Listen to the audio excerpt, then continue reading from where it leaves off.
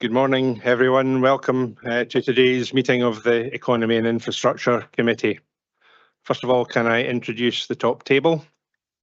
To my left, Councillor Jack Welsh, who's the Vice Convener.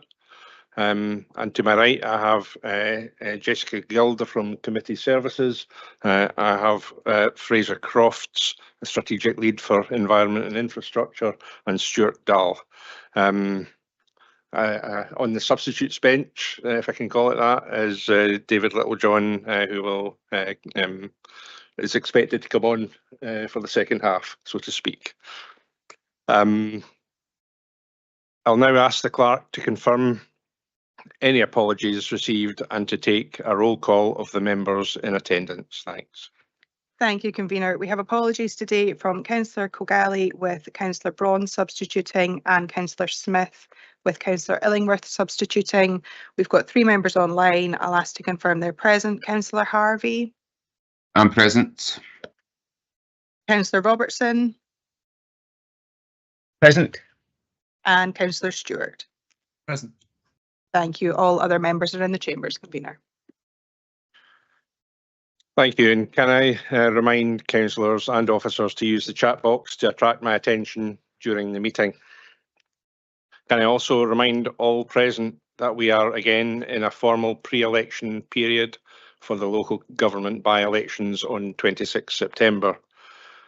This means that in terms of public meetings, it is important that members and staff are not being seen to portray the endorsement of any particular candidate or political party for the election. Thank you. So moving on to item 2 on the agenda, declarations of interest. Can I ask if there are any declarations of interest in respect of the business on the agenda today?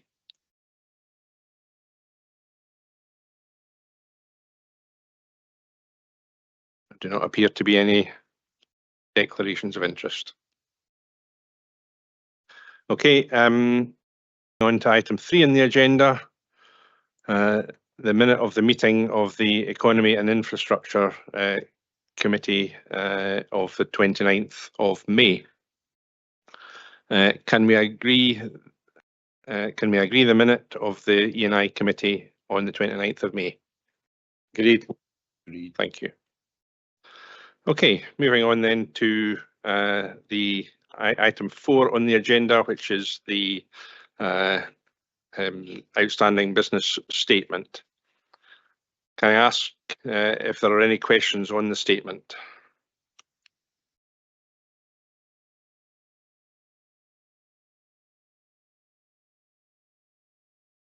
Again, there don't appear to be any questions. That being the case, can I ask if the outstanding business statement can be noted and for the completed actions to be removed from the outstanding business statement? Thank you.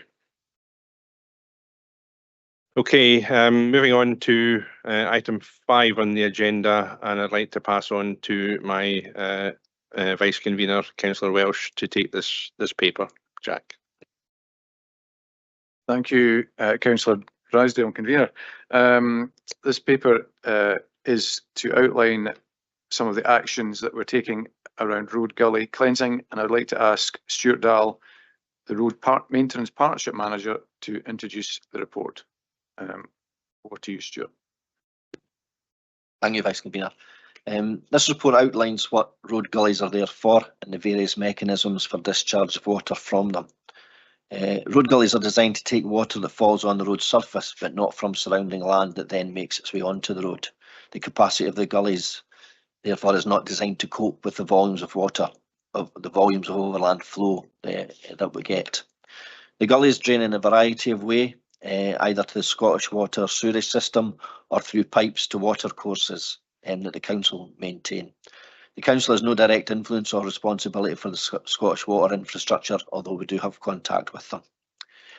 Gullies are only generally blocked if the water doesn't drain away after the rainfall has stopped, and this generally occurs with individual gullies. If an entire street sits with water on it, then it will be a pipe capacity issue, and increased cleansing frequency of the actual gully pot will add no benefit. We could cleanse every gully in the street one day, and heavy rain could inundate the system the following day. We have 4 gully motors operated by Tayside Contracts on our behalf and aim to cleanse half the wards each year, plus the gullies on our A-class network and in flood susceptible areas.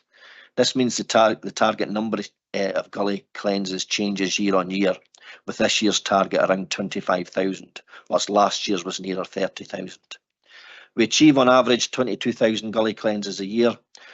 We do, however, spend a lot of time reacting to individual reported blockages, and that takes up a lot of time in the gully machines travelling to individual gullies to try and cleanse them, taking us away from doing planned cleansing. We minimise the volume of material that we take out of the gullies that goes to landfill. We have a reed bed facility that we discharge the material from the gully machines into, and the gully waste then percolates down through reed beds, which cleanses the water, which then returns to the ecosystem. We uplift the remaining solid materials and take that to an approved landfill. We can cleanse ditches, as can landowners, providing we dispose of the material which is considered to be contaminated in a responsible manner to an approved tip. And again, roadside ditches are in place principally to take water from the road and not adjacent land. We will reactively cleanse ditches that are contributing to flooding of the road, but this has been limited since 2008 due to budget availability. As stated, we will look to increase engagement with landowners via the new watercourse inspectors and the flood liaison officer. However, even with this resource in place, it is a large task to encourage a reduction in flow of water from private land onto the public road. Happy to take any questions. Thank you.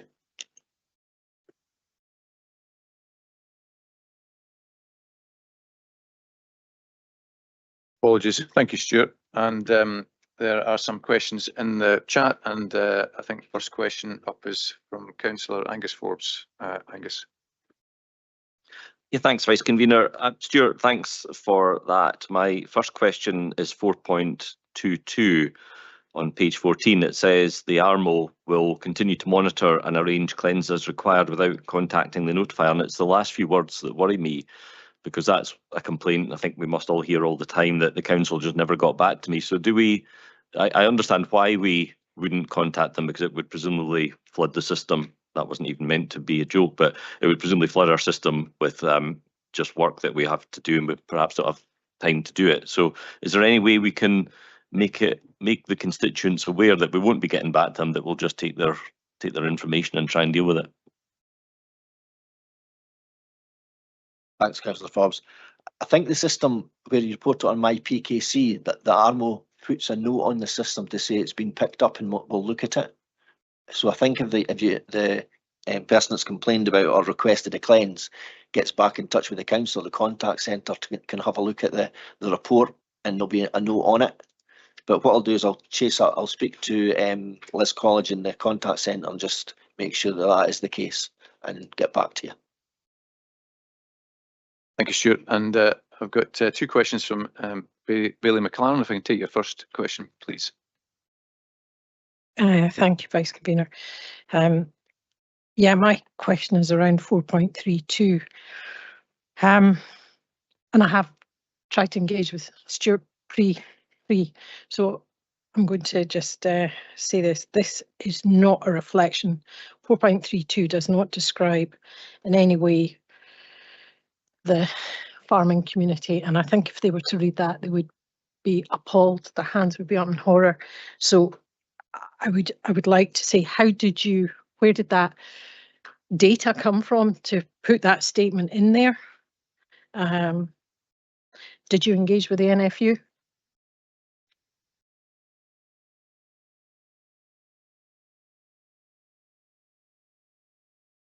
Stuart, can I ask you to, or Fraser? Thank you. If I can start, Vice Convener, thanks for the question. So, whilst there have been cases where farming practice has added to the impact of recent flood events, and I think that's, we do have examples of that, we do acknowledge the generalisation of the narrative in the report. I would like to thank those actually in the farming community whose farming methods are helping to mitigate the impact of flood risk across our communities. So we have had a couple of recent examples, I think, Stuart, database, but there have been a couple of cases certainly recently. But fair point, and I think we pick up on that in terms of that generalisation. Thank you. Yes, come on. Thank you. I'd happily have a conversation offline with you to maybe assist with a wee bit further detail in this. The farming community are investing in their drainage within their operations. They are efficient. So I think it would be great if I could get that understanding over and we get the balance. Thank you. Absolutely, we welcome that. Thank you. And I have a question now from Councillor Bob Braun. Thanks, Vice Convener. Actually, we've touched on this already, but you were talking about the gullies don't take water off of other land, it's road only. And being parochial for a moment, you know obviously what happened at Bridge O'Calley, where the water gushed into the bridge at all angles and severely damaged it. I might just add for that moment that it's now halfway to repair. The stonemasons, wherever they are doing an excellent job. So thank you, whoever got involved with them. So they're doing very well, even with the bad weather at the moment. But my point was that following that, we got the landowners in the area engaged, and they've done a considerable amount of work to avoid this happening again. And with the heavy rain we've had has minimised the amount of water coming to the bridge. So my point was how forcefully can we actually engage with landowners in other trouble areas? Bridge O'Calley can't be the only one where the water really severely impacts.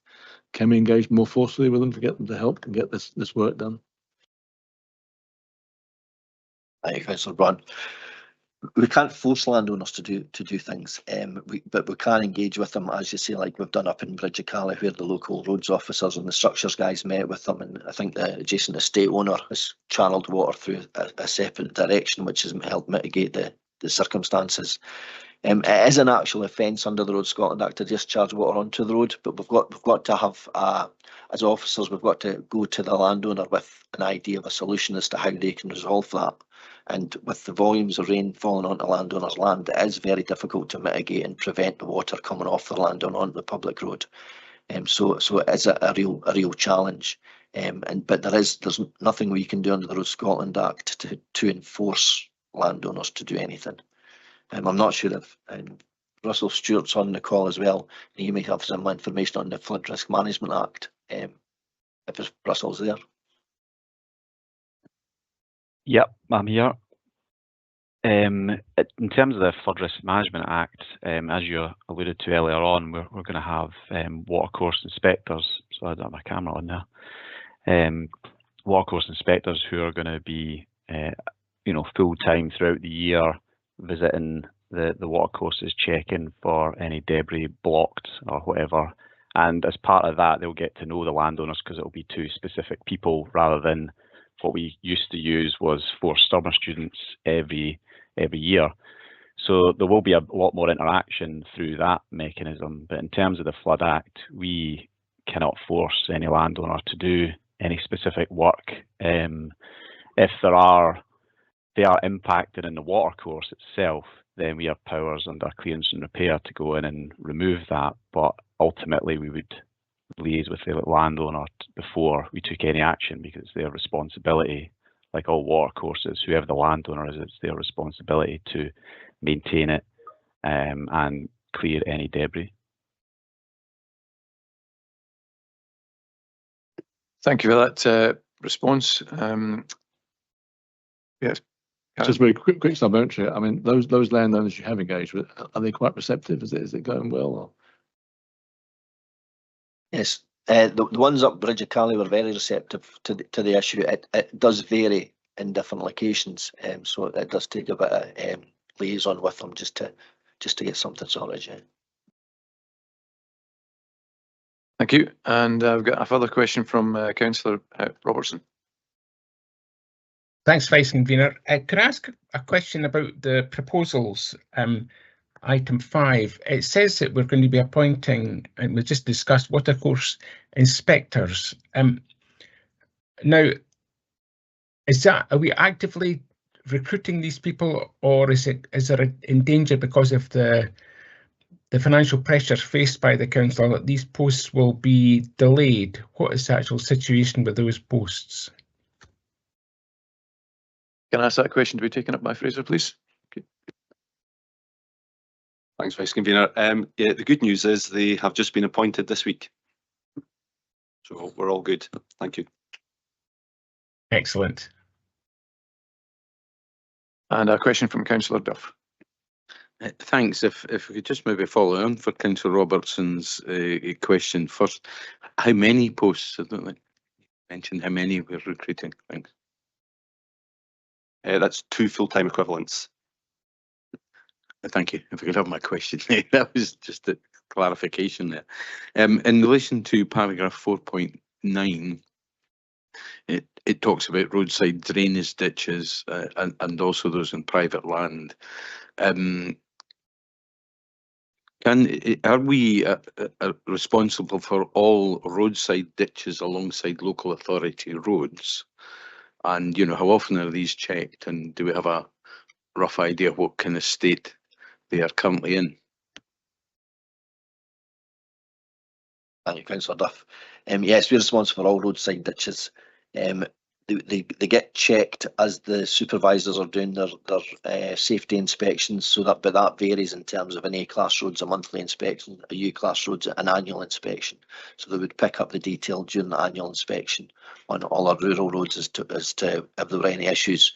The main driver for us though tends to be if there's a flooding issue at a locus. We'll go and have a look at it and see if there's something we can do rather than a whole scale ditch cleanse across the entire network.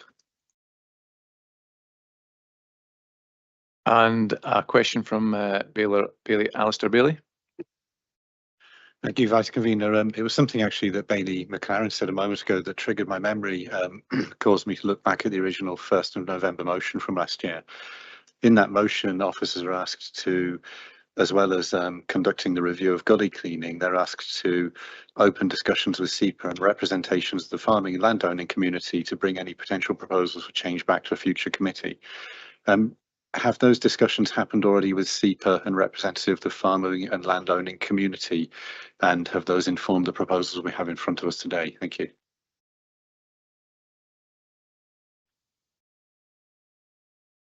We speak to SEPA generally, but I think what we've tried to do in the paper is split out the difference between the gully cleansing activity and the relationship with SEPA. In terms of a gully cleansing activity, there is no direct relationship with SEPA unless we're looking to put new gullies in. So there's been no discussion with SEPA in regards to the gully emptying element of the paper. In terms of the farming community, we tend to speak to farmers on a occasion by occasion basis where we're experiencing flooding. So if there's a flood event, we'll go and speak to the farmer we believe has contributed to it. So that's the level of engagement we've had to this point. We haven't spoken to the NFU as Bailey McLaren mentioned. I haven't spoken to the NFU about this. We've spoken to individual farmers, or individual landowners is actually more accurate than individual farmers, because the state owners contribute to it as well. So it's not just farmers, which again is a generalisation I've probably got in the paper.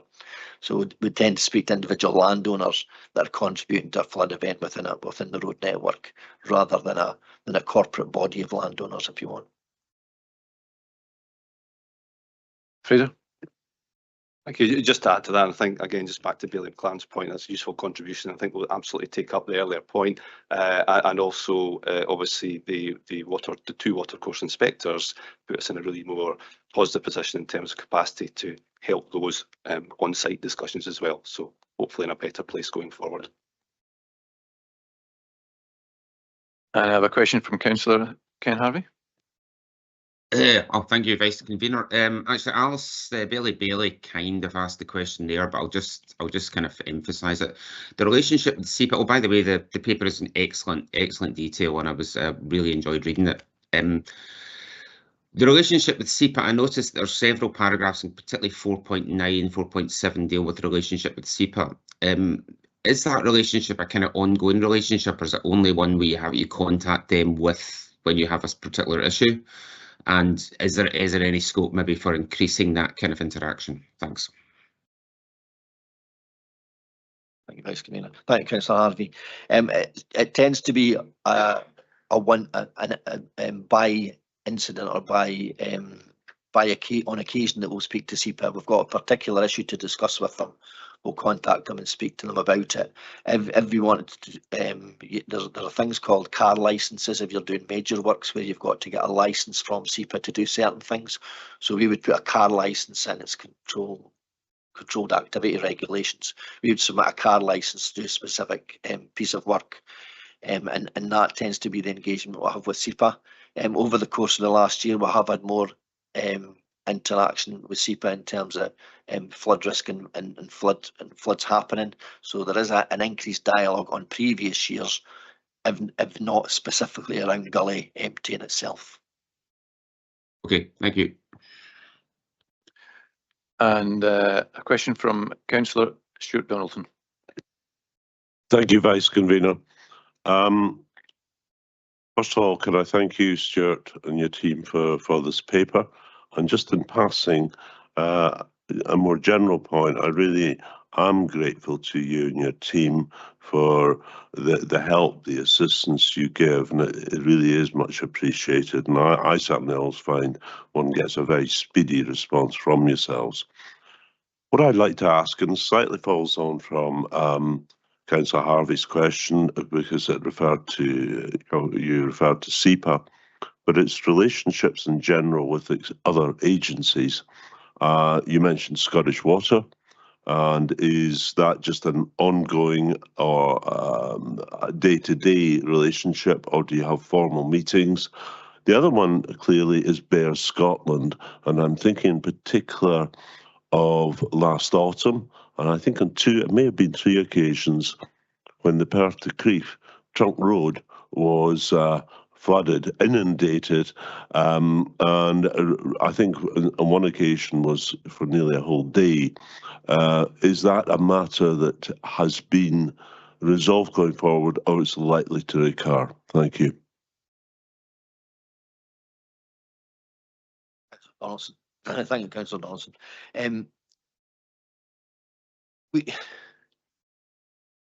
We don't have a regular meeting with Scottish Water, but we do have a good local working relationship with the officers from Scottish Water. There's recently been issues across the South Inch that we've dealt with, we've liaised with Scottish Water with, and there's been a number of issues. I'm thinking of there's a buried drain up Oakbank Road that we had detailed discussions with Scottish Water on, and agreed who was going to do what in terms of resolving the issues. So again, it tends to be issue by issue discussions that we'll have with Scottish Water. Sorry, I forgot the second part of your question. Not all. It was in relationship with BEAR Scotland and trunk roads, especially Perth to Crieff. Sorry. Yes.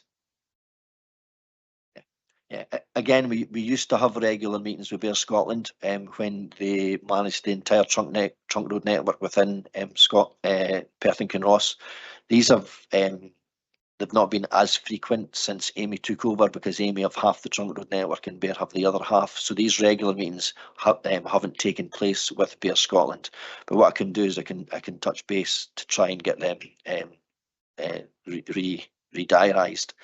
We have spoken specifically to BEAR Scotland about the issues at Hunting Tower on the 85, and with BEAR Scotland we did some investigative work, and again with the local landowner, to find out what was causing it.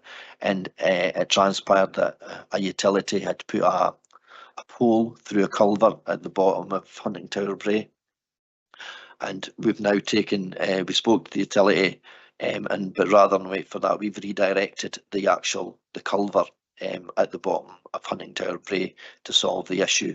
So in future, the build-up shouldn't happen that then results in the 85 filling up with water. It should flow all the time. That was done, I think that was done about 2 months ago, 6 weeks ago. 2 months ago, we got that hopefully resolved. Thank you, and that looks now to be not just mitigated but sorted out. Thank you. Thank you, Stuart. I'll take the last 3 questions, first questions, and then come back to Councillor's second questions. But Councillor Colin Stewart. Thanks, Vice Convener. I think my first question is about sections 419 and 420. We had in 2015 an exercise using commercial software to gather information so that we could take a more targeted approach, but the project had limited success. It strikes me that a targeted approach to achieve the best outcomes is a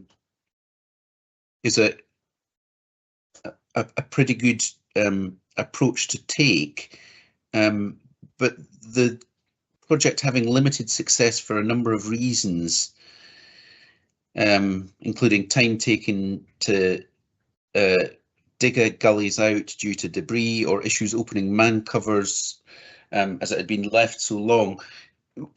Why was that project abandoned and not sort of continued, rather to actually achieve the outcome of over time getting a targeted approach?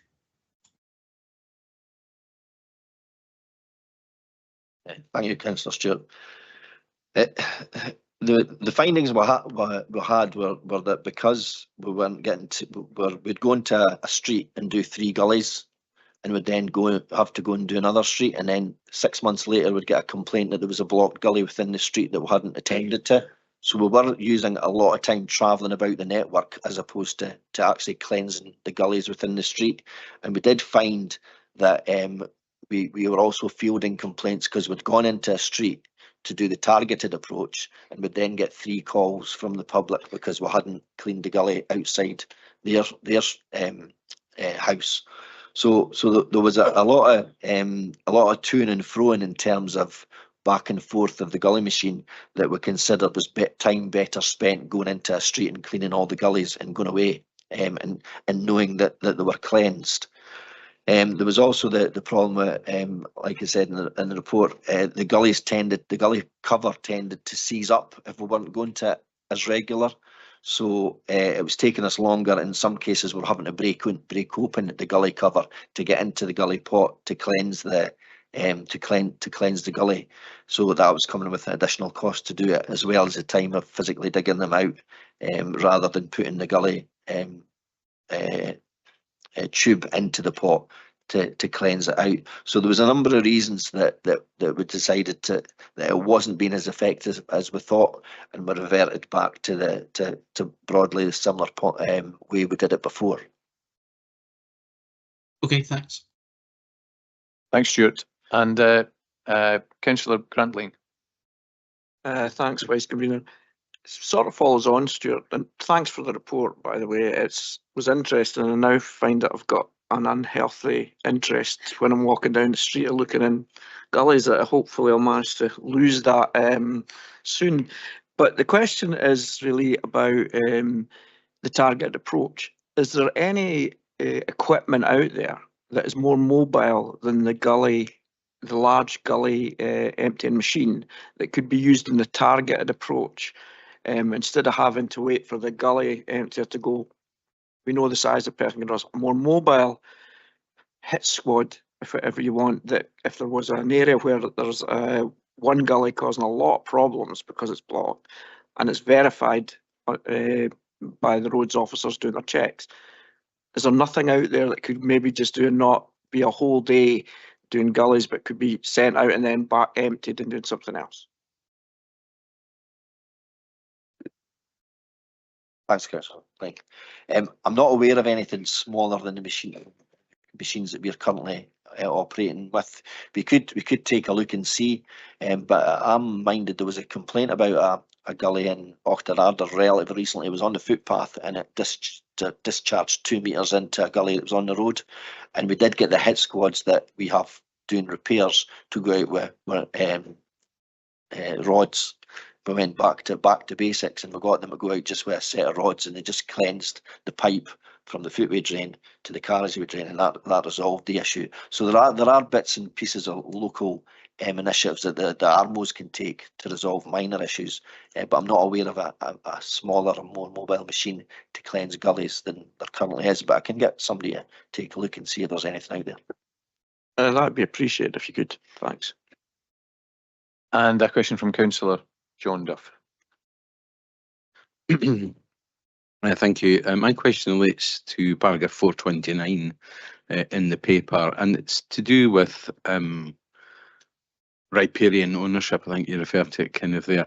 Obviously, as we all know, flooding is a complex issue, very difficult to solve, and the Perth and Carnos Council contribution is only part of that solution. We need to raise the awareness of landowners' responsibilities ahead of the winter period when flooding, traditionally is more likely to occur. And I wonder if it would be possible for Roads to work with their comms team to try and put out a message or a series of messages around about landowners' responsibilities and asking them to be a bit more aware of the state of their own water courses and what they're doing on their own land, and try not to contribute to the to making matters worse than they would otherwise be. Thank you. Yeah, we can certainly speak to comms and put together a piece that will go out there, bearing in mind Councillor Bailey McLaren's point about being a bit more sensitive in terms of the message we put out. Yeah.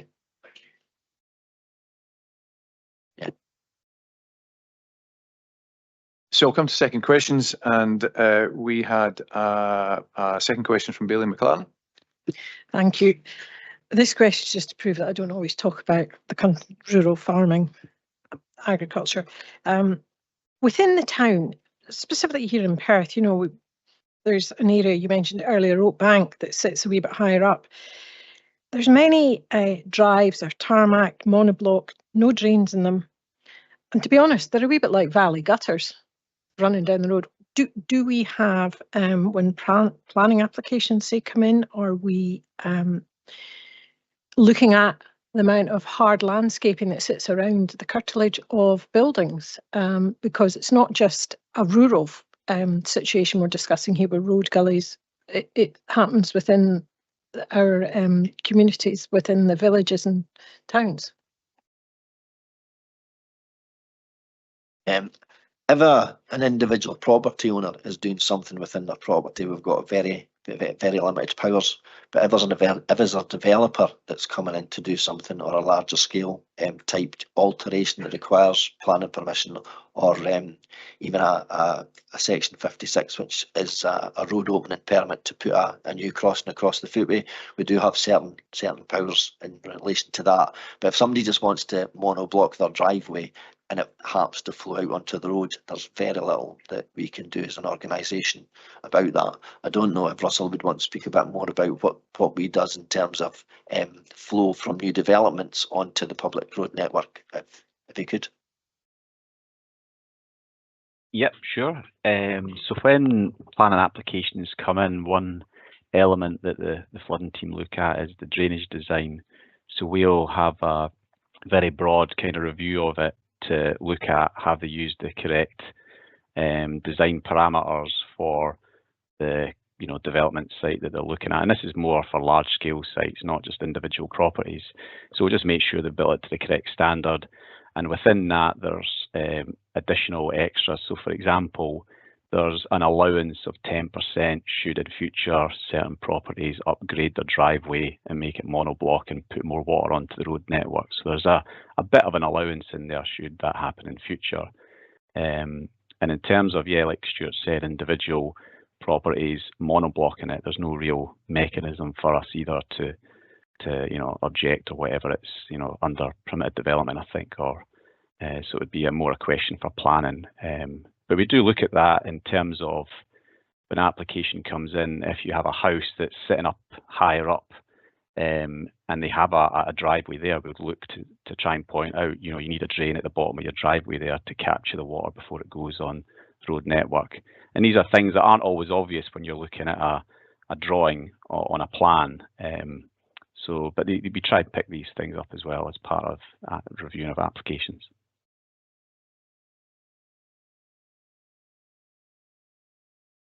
Okay, thank you for that. And Councillor Grant-Lang will be our last question, but I've got a second question from Councillor Forbes. Sorry, Vice Convener, I thought you were forgetting about me there. This is really following on from Councillor Lang and Councillor Duff's question, and like Councillor Lang, I find myself with a bit of an unhealthy interest in blocked gullies. And I wonder, therefore, if yourself, Vice Convener, with presumably the agreement of your convener, you would agree that the Council's comms team could perhaps run some kind of public information exercise about how a gully works, what it does, when it doesn't work, and all of the good stuff that's in this report, because I think every one of us will have regular complaints about it. So I'm hoping you'll agree to do that. I wouldn't want to go to an amendment if necessary. And my understanding is there is a video, and I think that's going to be shown later. Yeah, absolutely. I can just confirm that that is the intention, but I appreciate your support with that. Absolutely. And I've got a second question from Bailey Bailey, and then a final second question from Colin Stewart, and a last question from Councillor Lane. Thank you, Vice Convener. It strikes me that we've maybe all developed an unhealthy obsession with gully pots this morning, but taking a step back, it does make me wonder whether we have asked the wrong question as elected members, to the extent that we've got a paper here that's focused on gully pots. Quite rightly, officers didn't discuss gully pots with farmers or with SEPA because they have nothing to do with gully pots. If we'd have taken a step back and asked the question of what is the solution, how can we have less water sitting around on roads? How can we have less disruption due to flooding on roads? Where should our focus be? I appreciate gully pots will be one part of that, but if elected members wanted to make an intervention to reduce the amount of standing water on roads in general, where would officers direct us? Obviously, that's a whole new paper. I'm not asking that to be written, but just the 30-second version of that would be appreciated. Thank you. That's an excellent question, and maybe Stuart, do you want to pick that up? Yeah, thank you, Vice Convener. Thank you, Bailey. It is a far wider subject that requires to be addressed, and would be a significant piece of work on the basis that Scottish Water have got a large number of a significant length of pipework that drains the road via our road gullies, and so discussions would have to take place with Scottish Water about increasing the capacity of their pipework. We would need to look at increasing the capacity of our own pipework. We would then need to liaise with SEPA in terms of discussing with SEPA an increased discharge into water courses from our pipework. So it is a significant piece of work. It does cross into, for an urban area, it does cross into the sort of work that, again, Russell's team does with Scottish Water, because Scottish Water are looking at their infrastructure in Perth specifically, and any improvement Scottish Water make to their infrastructure will have a knock-on effect and an improving effect on our ability to drain our road network. So it is a far more complex piece of work to consider doing that, and a considerable amount finance and staff resource that would be required to deliver it. Thank you. And Fraser? Thank you. Just to add to that, we do have the 3 partner agencies attending scrutiny performance on the 18th September, so maybe a good opportunity there to actually ask some of those questions of our partner agencies. Good point. And second question from Councillor Stewart. Thanks. I had a couple more, but so I'll maybe turn one into a comment and one into a question. Just on 4.26, since April 2023, a cleansing monitor is available, and following on from the previous comments about the necessity of communicating with the public, I wondered whether the cleansing monitor data could be made available to the public. One of the things that comes up at community council meetings regularly is about the schedule for gully cleansing and how we're performing against the target, against targets, and against the timetable for gully cleansing, and if that information was made available to the public, then people could see in real time how we were performing. But so that's the one that I'll sort of make as a comment. But the other one is on 4.29, and I think follows on from, I think it was Councillor Duff's question on riparian ownership. If our, and in the context of, for example, the barrel drain in Scone, but I know I'm conscious that there are other areas. I think there's in Stanley, there's also a barrel drain, or Stanley or Lunkerty anyway. I'm just wondering about the issue of, well, it's the landowner's responsibility if they've got a drain flowing through their property. Do landowners have the right to say, no, I'm not taking discharge from your roads network because it's going to flow through my property and potentially damage it and cause expense to the landowner? Do they have that right? Russell, can you take that question, please? Yeah, I think there's a bit of a misunderstanding around, the barrel drain or other culverted. They're basically culverted watercourses, so the landowners are responsible to maintain that in as good a condition as they possibly can.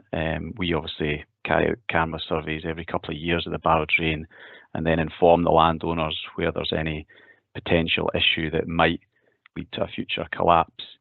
I'm not aware of any new connections going into the barrel drain recently. These are all existing historical connections, and all the connections presumably are out with their section of culvert that runs through their property. So I don't think they could object to a connection because it's not within their piece of land, if that's clear. And try to think what else. No, I think that's about it. It's a culverted watercourse that they're responsible for maintaining. The problem is that a lot of them don't know it's there. We did carry out an exercise, I can't remember if it was 2014, round about then, where we sent letters out to all landowners that are in the barrel drain to inform them that it's there and that of what their responsibilities are. Yeah, so I don't know if that answers your question. If you want me to expand, I can. Yeah, so just to follow up quickly, I think my specific question is about whether it's not about maintaining a water course, but about the council's responsibility for discharging the surface water off our roads, or indeed possibly in some cases Bears roads. And whether we don't have some responsibility because we are causing the influx of water. I think I understand what you mean. The difficulty there is how much water is the road contributing to the barrel drain compared to what's naturally running off further upstream of that into the watercourse. So you could then apply that principle, I suppose, to any river running through or burn running through people's properties. How much is other people contributing from their roof water that discharges into it? So I think that there's no real answer to that question other than it's their responsibility because it's their section of culvert or whatever that runs through their property, and it's for them to maintain in perpetuity. Okay, thanks. I think maybe offline we could have a fuller discussion about that. But thank you. Thank you, Russell. And final question from Councillor Lane. Thanks, Vice Convener. And taking a leaf out of the book of Councillor Stewart there, I had two questions, so I'll sort of change one into a comment. But I agree with some of what Bailey McLaren says about farming. Farming, when it was done years ago, people farmed the same bit of ground and were very careful and knew exactly where the water would go, flow and everything. Farming's changed now to a lot of farms are actually done by contractors, and you can understand that contractors, farming who come in to plough, to sow, etc., will do it in the quickest way possible. Because of fuel, etc. So I was wondering if they could be included rather than the individual farmer who owns the ground or the landowner, but it would have a word. They could be involved in the discussion because they're actually the ones going in and carrying out the work. So I think that's. Thank you. I'm not offended somebody there. That's good. But the real question was about how quickly are the numbers of gullies growing when new developments here, there and everywhere? And in planning, is it taken into any part of the planning, not just the amount of water that's been gathered in the new development? I'll take Stanley, where there's new developments all around, there's a lot of hard standard water going into the storm drain, but it doesn't just finish there, it's to go down further down and further down through the village. So do we take a note of what the capacity at the end is from every time we're adding another 6 gullies, 8 gullies, 10 gullies into the course? Because what's happening is you're talking about capacity. The more you increase the surface area you're taking the water, it's still to go down to the very end before it disperses. So that was the question. And developer contributions, are they included in the infrastructure of the road before we adopt it? Because we've then got to take on the maintenance of a road. If I can answer half of that, and Russell might be able to answer the other half. In terms of the road gullies in a new development, they were all generally going to a suds pond, and that suds, Russell knows more about the design of them than I do, but the suds pond are there to reduce or ensure that the flow coming off of that development isn't increased in terms of what it was when it was a greenfield site. But Russell can speak a bit more about that. In terms of developer contributions, we don't get developer contributions as a new development goes in, but as the road is added to the list of public roads, there's then a calculation in terms of what the grant is that the council gets based on its length of public road network. So if the public road network increases by 100 kilometres in any 1 year, then we would get an increased level of grant allowance to maintain that network. So could you maybe expand on the suds and how the fact that it shouldn't be any more than when it was a greenfield site? Yeah, sure. The general principle is when a developer comes to develop a plot of land, they make a calculation that determines what is the greenfield runoff. So basically what would run off that land normally, and then when they're designing their drainage system, they have to match that runoff rate. So therefore there is no increase in runoff from the new development site. Can I just come back on that point? And obviously I would say rainfall's increasing in certain areas. So do they use up-to-date figures for their calculation, or when was the last review of the calculation of the figures that they use, the multipliers of whatever you use in it? Yeah, the SEPA through, I can't remember the exact mechanism they use, but they recently updated it a few years ago. So that's why the climate change application is constantly changing. So for example, when I first started 20 odd years ago, I think it was something like 20%. That increased only recently up to 35%. And more recently, it's now gone up to 53% in the Tay catchment. So yes, the way that they're calculated is constantly updated. Great, thanks very much, Russell. Thank you, Russell. So if there's no further questions, I would like to move the report. First of all, thanks, Stuart, for the report. This report has given a good insight into the mechanics of the gully systems that drain our roads. There are variations in how they operate, and it is important to note they are not designed to take the volume of water which flows from adjacent land, be that from farmland or private domestic land. It is also important to note that both the council and private landowners can maintain clear ditches, providing they dispose of the excavated material responsibly and liaise with SEPA as necessary. With over 46,000 gullies on the network, it is a significant ask to ensure they are all running clear all the time. And it's interesting to note that very often a visit from a gully machine is not the answer, as it's the pipes being at capacity for a short period of time rather than the gully actually being blocked. The fact they're designed to sit with water, that not being a fault within itself, is also helpful for the layperson to determine if they should be requesting a cleanse of a gully in particular. If you feel that your property is at risk in heavy rain because of a blocked gully, a quick fix, if you're able maybe to clear leaves or other debris off the cover to allow water to drain away into the system.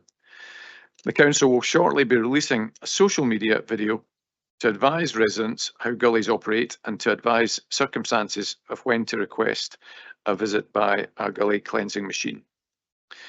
It is also good to see officers fully consider our environment by ensuring clean water is returned to the ecosystem via reed bed filtration, having taken extracted material from the gullies themselves. The numbers of gullies being cleansed over the years are fairly consistent, and it's comforting to see a logical rationale around why and when gullies will be cleansed, with good records being kept to ensure performance can be measured. Also, the fact officers recognise flood susceptible areas and have increased the cleansing regime in these areas for extra peace of mind is important for residents' peace of mind. It is also worth noting in these fiscally challenging times that merely increasing a budget to increase the frequency of cleaning the gully itself won't necessarily result in improved gully performance. Managing extreme weather events and change to land management practices will be absolutely key. Increased engagement with landowners will be important moving forward, however, and so I welcome the opportunity of 2 new full-time watercourse inspectors becoming involved in speaking with landowners in trying to mitigate the effects of more frequent and heavy downpours that we experience. In my own personal experience living in a rural ward, I have seen many hundreds of tons of soil washed into onto the road network and ultimately into the River Tay. And as a trustee of the River Tays Trust, that's the last thing we want for the health and biodiversity of our river systems as well. So supporting and assisting land managers, farmers and contractors who are managing farms to support them taking forward initiatives to manage climate change will be increasingly important going forward.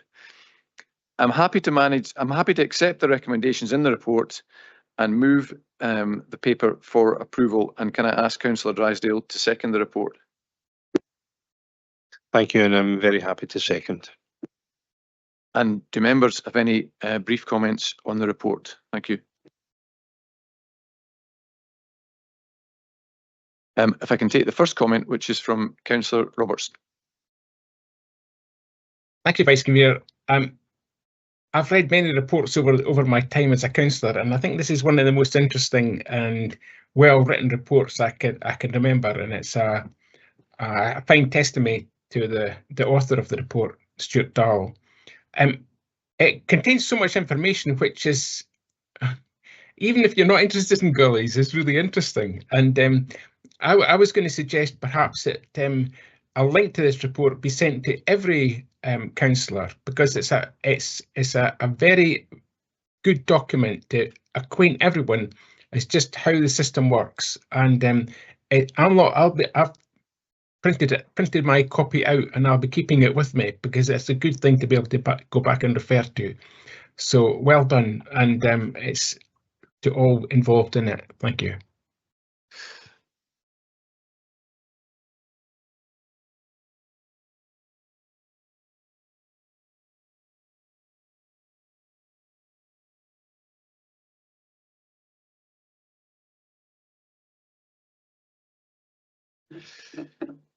Yeah, thank you, Vice Convener. And thank you to the author of the report too. I am heartened with our discussions surrounding gaining a stronger understanding of the practices within the management of land. And I think we should also bear in mind that the Scottish Government have only recently, early mid-June, passed their Agriculture Act, which will add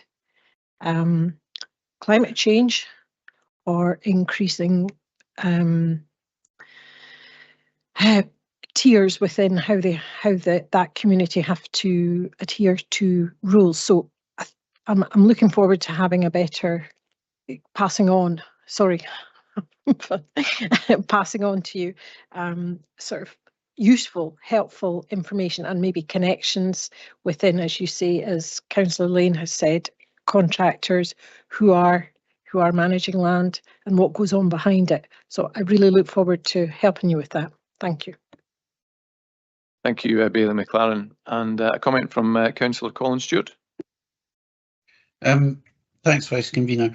Yeah, it's a useful report to have. I think I would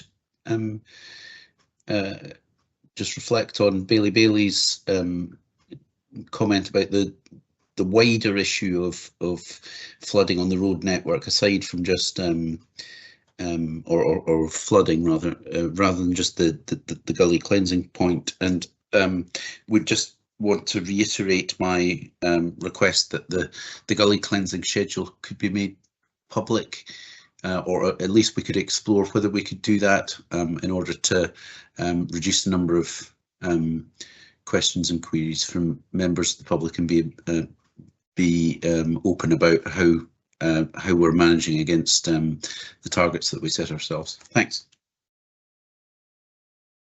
Thank you, Councillor Stewart. And Councillor Ling, a comment, please. Thanks, Vice Convener. Well, Stewart, I think it'd be about time to bow out at the top, because it's not going to get much better than that, the number of positive comments on that report. So, yeah, thanks for bringing it. I will try and go over my desire to check every gully pot. I even looked to see if there's toads of that down them now. That was really strange, but no, it's a good report. I think it certainly gave me an understanding that I didn't have before of how they operated. So thanks to you and your team for bringing that. And I think everybody within the committee thinks the same. So thanks. Thank you, Councillor Ling. And a final comment from Councillor John Duff. Thanks, Vice Convener. Yes, thanks, Stuart, for this report on gullies. I think I would echo everybody's comments about it being an interesting and well-written report. I welcome the plans to increase engagement with landowners, farmers, and the establishment of the watercourse inspectors posts. I think that's all to the good.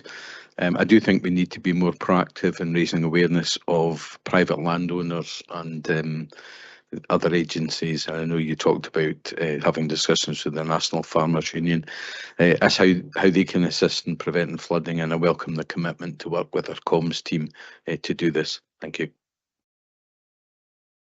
Thank you, Councillor Duff. And if there are no amendments, can we agree the recommendations as set out in the report? Just before we or before we go on to the next paper, I'd like to hand over to Councillor Drysdale.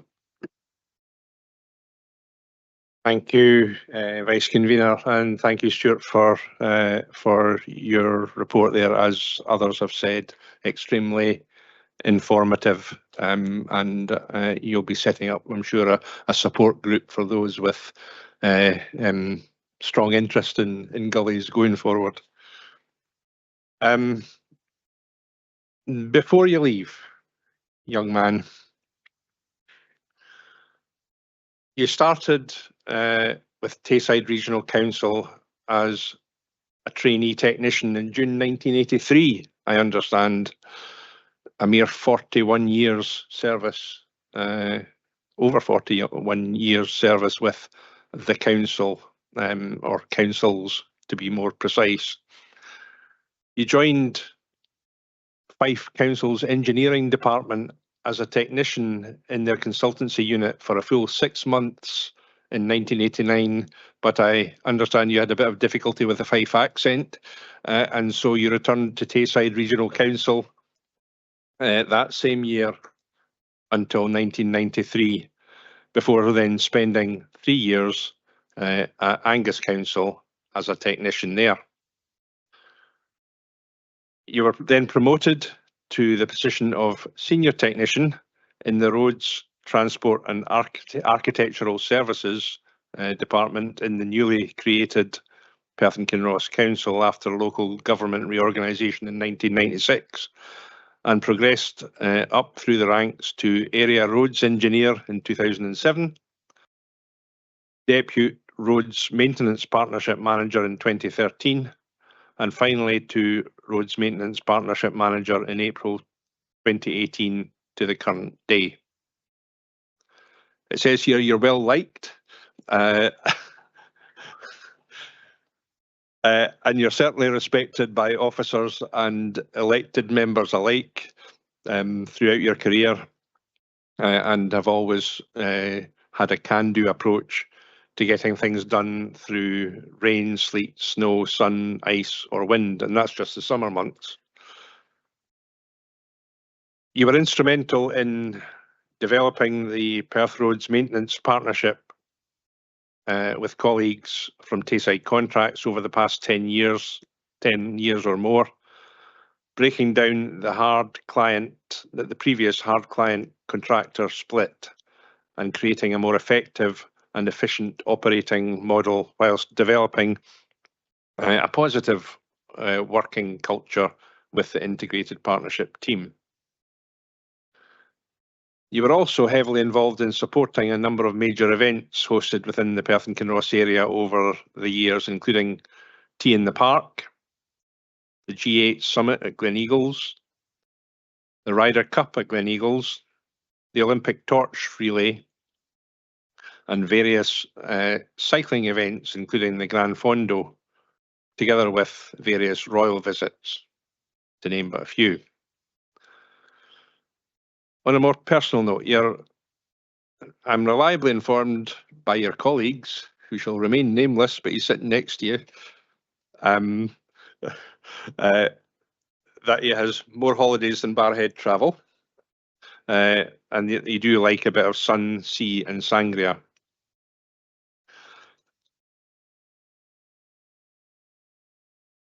Everybody has a blot in their copybook though, and yours, as you've often reminded me, is that you seem to have some sort of strange affection for a tangerine-coloured football team in Dundee, the wrong side of Tannadice Street. So, but we'll let you off with that blemish on an otherwise spectacular character reference that you've been provided here. But genuinely, Stuart has been and is a fantastic manager of people and a team player, always able to get the best out of everyone and deliver on the ground. And it says here, he never gets annoyed. Well, most of the time. But genuinely, you have delivered so much for the communities of Perth and Kinross since joining the council in 1996. And for that, we would all, I'm sure, like to thank you and wish you all the very best for your retirement.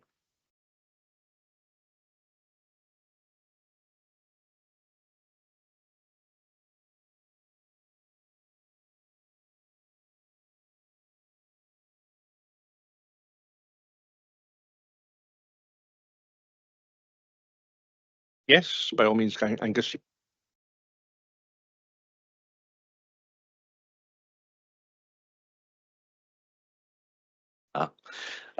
Just if you don't mind, just to echo a little bit of what you've said, Convener, and Stuart, I've enjoyed working with you over the years. I've been an elected member. I remember when I first was elected many years ago, and one of my colleagues, who shall remain nameless, said you want to pick out those kind of middle level management people and build relationships with them because they can get stuff done for you, and you were one of the names that she mentioned. And actually I think the first officer meeting I had was with you and Jim Gibbon, who another colleague has left the organisation as well. I enjoyed working with you as convener. I'm sure you were pretty sick fed up with me asking you about numbers for the first time permanent repairs on potholes. I think every conveners meeting we had, I was asking you about that, and I could see the colour draining from your face when you saw it on the agenda. So I apologise now for that. I'm sure you'll be very glad to get away from all of that.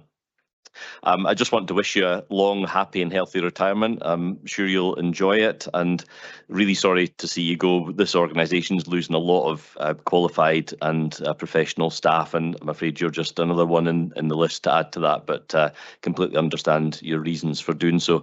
As you all know, I have absolutely no interest in football whatsoever. I'm not at all surprised that the convener brought football up and referenced a particular team on one side of a road in Dundee, apparently. So I think there's another football club on the other side of that road. But I do seem to remember that I know we talk about climate change a lot, and climate change is really specific, because I think I seem to remember that one football team on one side of the road couldn't play because of climate change, but it seemed to be not a problem for that other team on the other side of the road. I'm sure the convener will be able to tell us all about that at some point in the future. But seriously though, on a serious note, thanks for all the support you gave me as an elected member, as a convener, and we'll be sorry to see you go. Thank you. And I think Councillor Lane would like to make a comment on your comment.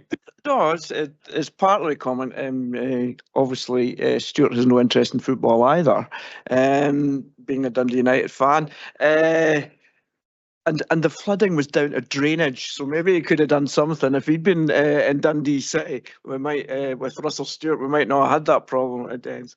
No, there's nothing really more I can add to known Stuart and spoke to him more often. But what I found about Stuart is was one of the most receptive officers. You know, if you sent him a message, he came straight back to you. And as always, we never agreed on everything or the speed of the way that we wanted things done, but it was always done in good humour. And I'd like to thank you for the way that you conduct yourself when we were having meetings and then took things forward. So you will be missed. And it's as the old guard goes, you begin to see it's less familiar faces, and you've got to try and build up relationships. But thanks for all you've done, Stuart, and hopefully you get over that affliction. Okay, thanks, and thanks again, Stuart. Okay, just moving on to the next paper on the agenda, which is paper number 6, and proposed waiting restrictions. Can I ask Darryl McEwen to come up, Senior Technician, to introduce the report? Thanks, Darryl.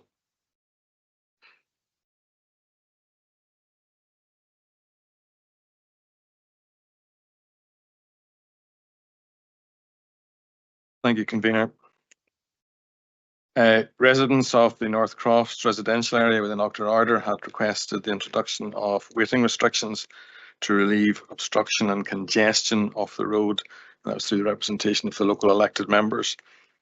Following consultation with the residents and businesses in the area, it was agreed to introduce a series of yellow lines for junction protection and to reduce obstruction.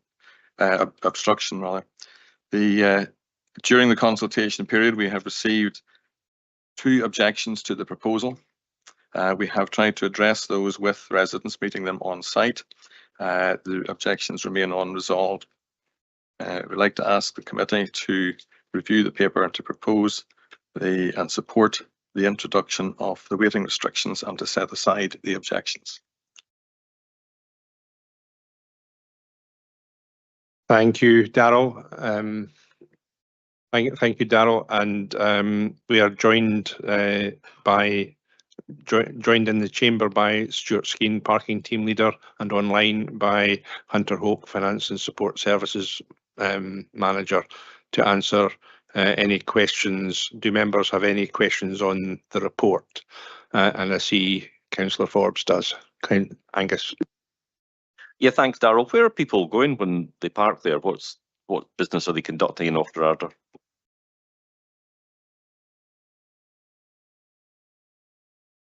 From the traffic surveys that we've carried out, some of the parking is residents. Most of it appears to be customers of the shops on the main street.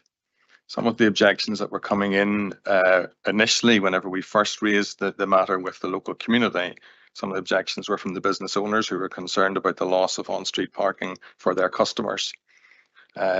Since then, we have extended the car park, the public car park on Octor Arder, and we've also introduced marked bays along the high street in an effort to try and make better use of the available on-street parking space and to improve the capacity. That had addressed some of the objections, but it's the objections that remain are from residents within the development who are concerned about the loss of parking and how it might affect them and visitors or service vehicles to their properties. Thank you, Councillor Duff.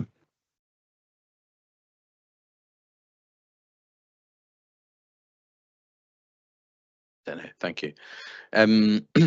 Yes, the solution that's being offered obviously seems to be double yellow lines along the entire stretch of these sections of road. I wonder if just doing one side of the road was considered and why that was rejected as a possible option. Thank you. It was one of the suggestions put forward by one of the ward councillors. When we'd met on site, there was concern that by putting the parking restrictions on one side, you would simply shift the parking over to the other. The current practice on the ground is that they normally park on the west side. It just seems to be a sort of self-regulating parking pattern, probably because most vehicles are coming in from the south and just parking on the near side of the road. The worry would be that we simply shift the problem to the other side of the road. We'd also considered putting in a single yellow line for a daytime restriction that would allow parking at night. And we actually found that most of the parking was throughout the day. It wasn't necessarily the same vehicles, but it was all day. So it appeared that some of the residents who returned home were parking there in the evening time. So we felt that it was necessary to put the parking on both sides of the road.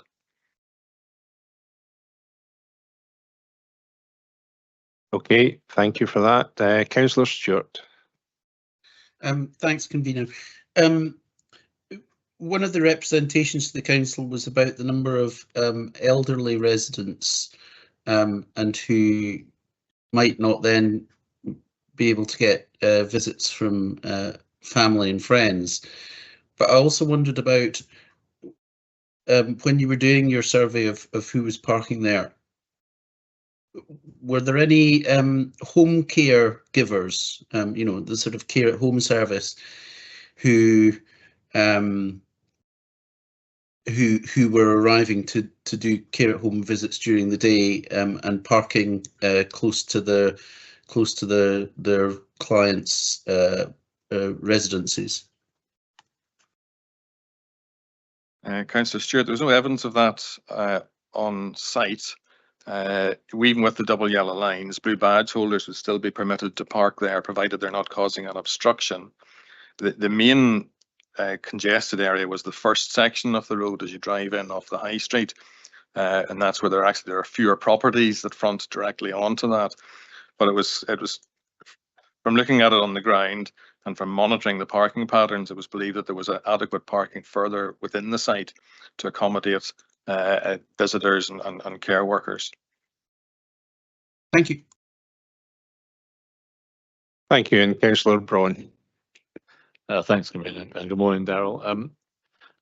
Following from Councillor Duff's question about allowing parking on one side of the road, I don't know Octor Arder at all. I've only seen the road on Google Maps. It appeared Northcroft's at least appeared wide enough for to allow parking on one side of the road. But I was just wondering, going from that, rather than to allow a blanket parking on one side, could you not have bays with a gap with yellow lines, which would effectively create passing places for traffic? Was that considered?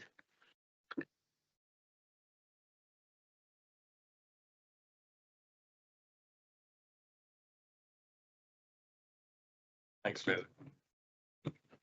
Yes, it was considered. We'd looked at putting in alternating the parking restrictions on both sides to try and create natural passing places.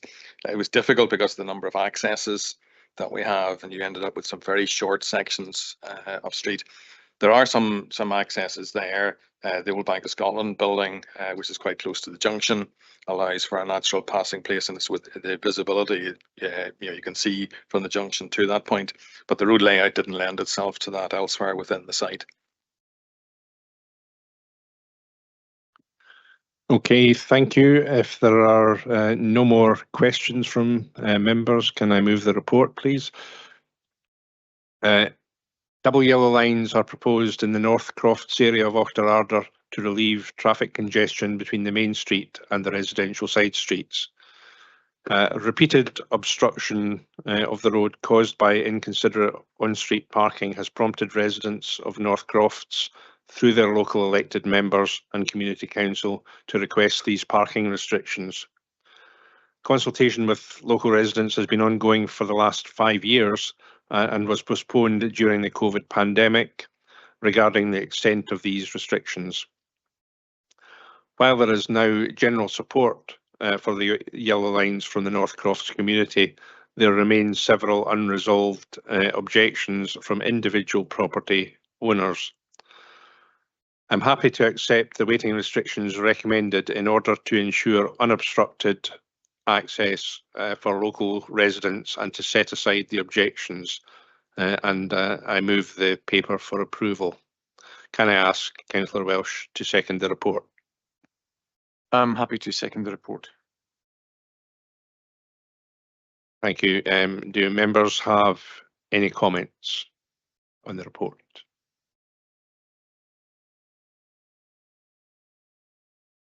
Not seeing any in the chamber and none online. I can see if there are no amendments, can we agree the recommendations as set out in the report? Thank you. Thank you, Darrell.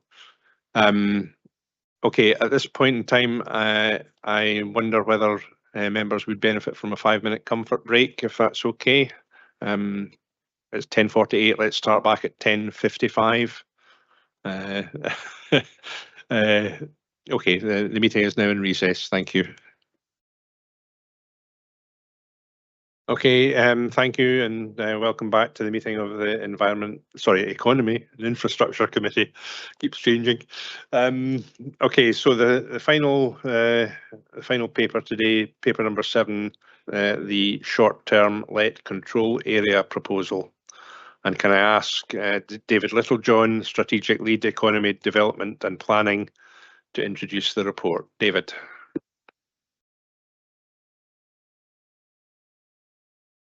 Thank you, Convener. Approval is sought from the committee to commence the required statutory process to introduce a short-term let control area in the northern part of the area administered by the council. Legislation was introduced in 2021 that permits planning authorities to treat the use of residential properties for commercial short-term let as an automatic material change of use that requires planning permission. At present, the issue of materiality is largely discretionary. The introduction of an explicit planning control does need to be deemed necessary because of the potential impact on the availability of housing to meet local needs and/or to protect residential amenity. Therefore, it was important to gather and analyse evidence, and this work is appended to the report, which has led to a targeted proportionate proposal. If the committee is minded to support the recommendation, this evidence will ultimately be remitted to Scottish ministers alongside the council's statement of reasons. If approved, this would become the third short-term let control area in Scotland after the entirety of the City of Edinburgh and the Badenoch and Strathspey ward of the Highland Council area. The report sets out the legislative context for the proposal and the various stages following the agreement of committee in May 2023 to commence a public consultation exercise. Paragraph 5.3 of the report sets out the purpose of a control area, and paragraph 5.4 some specific features, one of the most important of which being that the designation of a control area cannot be applied retrospectively, in that change of use permission cannot be mandated where a change of use has already occurred prior to designation. In other words, this measure is about giving planning and housing officers the ability to scrutinise all future short-term let proposals in the designated area. And as such, it's one of several measures to manage the use of secondary accommodation in the northern part of the Perth and Kinross area. Should the committee support the recommendation, the proposal will then be advertised and representations invited. A further report will then be brought back to committee, setting out the council's response to those representations. Meantime, the current regulations continue to apply and enforcement action will continue to be taken where planning officers consider a material change of use has taken place without planning consent. To help answer questions today, I'm joined by Interim Planning and Housing Strategy Manager Christine McLaren, Housing Strategy Team Leader Kevin Diven, and Online Planning Officer Katrina Walker. Thank you. Thank you, David. Okay, do members have any questions on the report? We have several in the chat at the moment, and let's start with Councillor Forbes. Angus. Yeah, thanks, Convener. I, as I'm sure you would imagine, have quite a lot of questions on this, so I hope you're going to allow a free and open debate to get to the end of the decision. Can I ask, first of all, how many empty homes and how many second homes exist in the proposed area? That's a question that I'll pass over to Kevin. Sorry, I might ask my colleague Katrina to confirm that. Thank you. Sorry, I didn't quite catch that. Katrina. So I'm going to ask my colleague Katrina Walker to confirm that. Thank you, Katrina.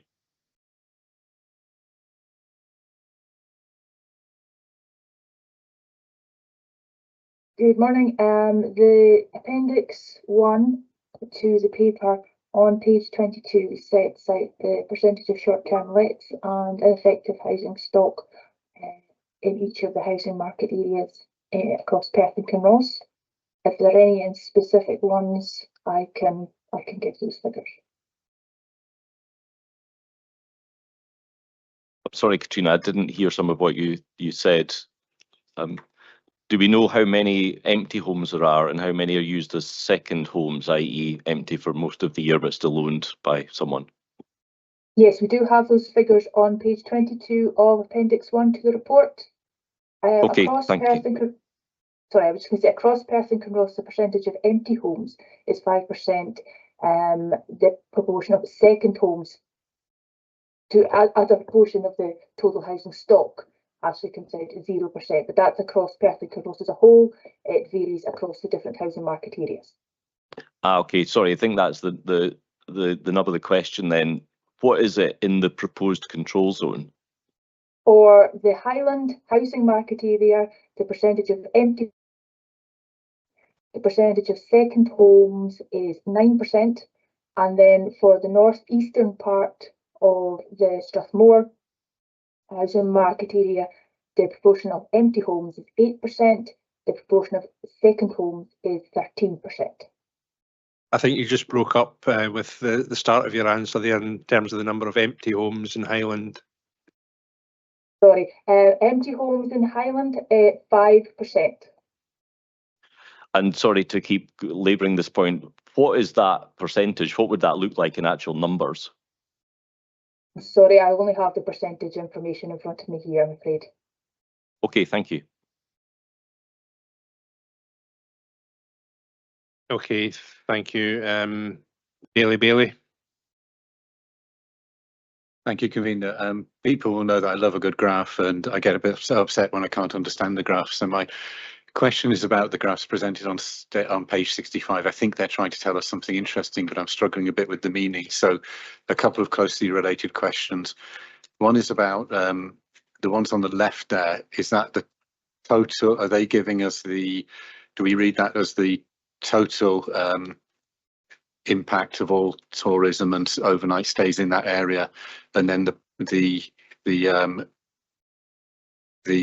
share of total there is actually should maybe be labelled how much the variance is from the average line. And then my other question is, they're attributed to someone called Alison Tipler. I Googled and couldn't find out anything about that person. Do we know anything about Alison Tipler, or what the original source of this data was and what the methodology was? Thank you. I think that'll be either Kevin or Katrina will have the kind of detail on both the graph and the author, who I imagine is one of the consultants. But I'll pass to Kevin. Sorry, I'm just going to ask for some clarification on that question. Is this the Arnell Johnson report you're referring to? Page 65. Today's document.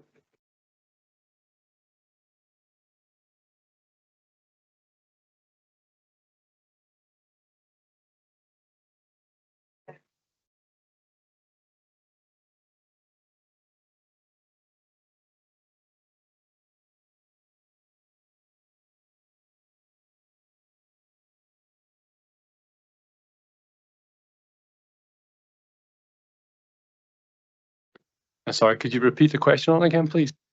So first off, a bit of information about the background and the methodology of where the data came from, and secondly, the graphs in the left-hand column. Am I right in interpreting those as being about the economic impact of everyone who's staying in the area, or are the ones on the left just people who are staying in serviced accommodation, i.e. hotels? Thank you.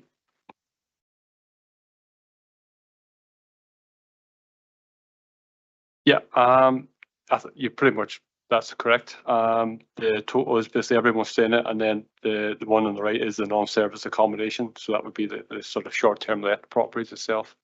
That's correct. The second question was about the individual, was it?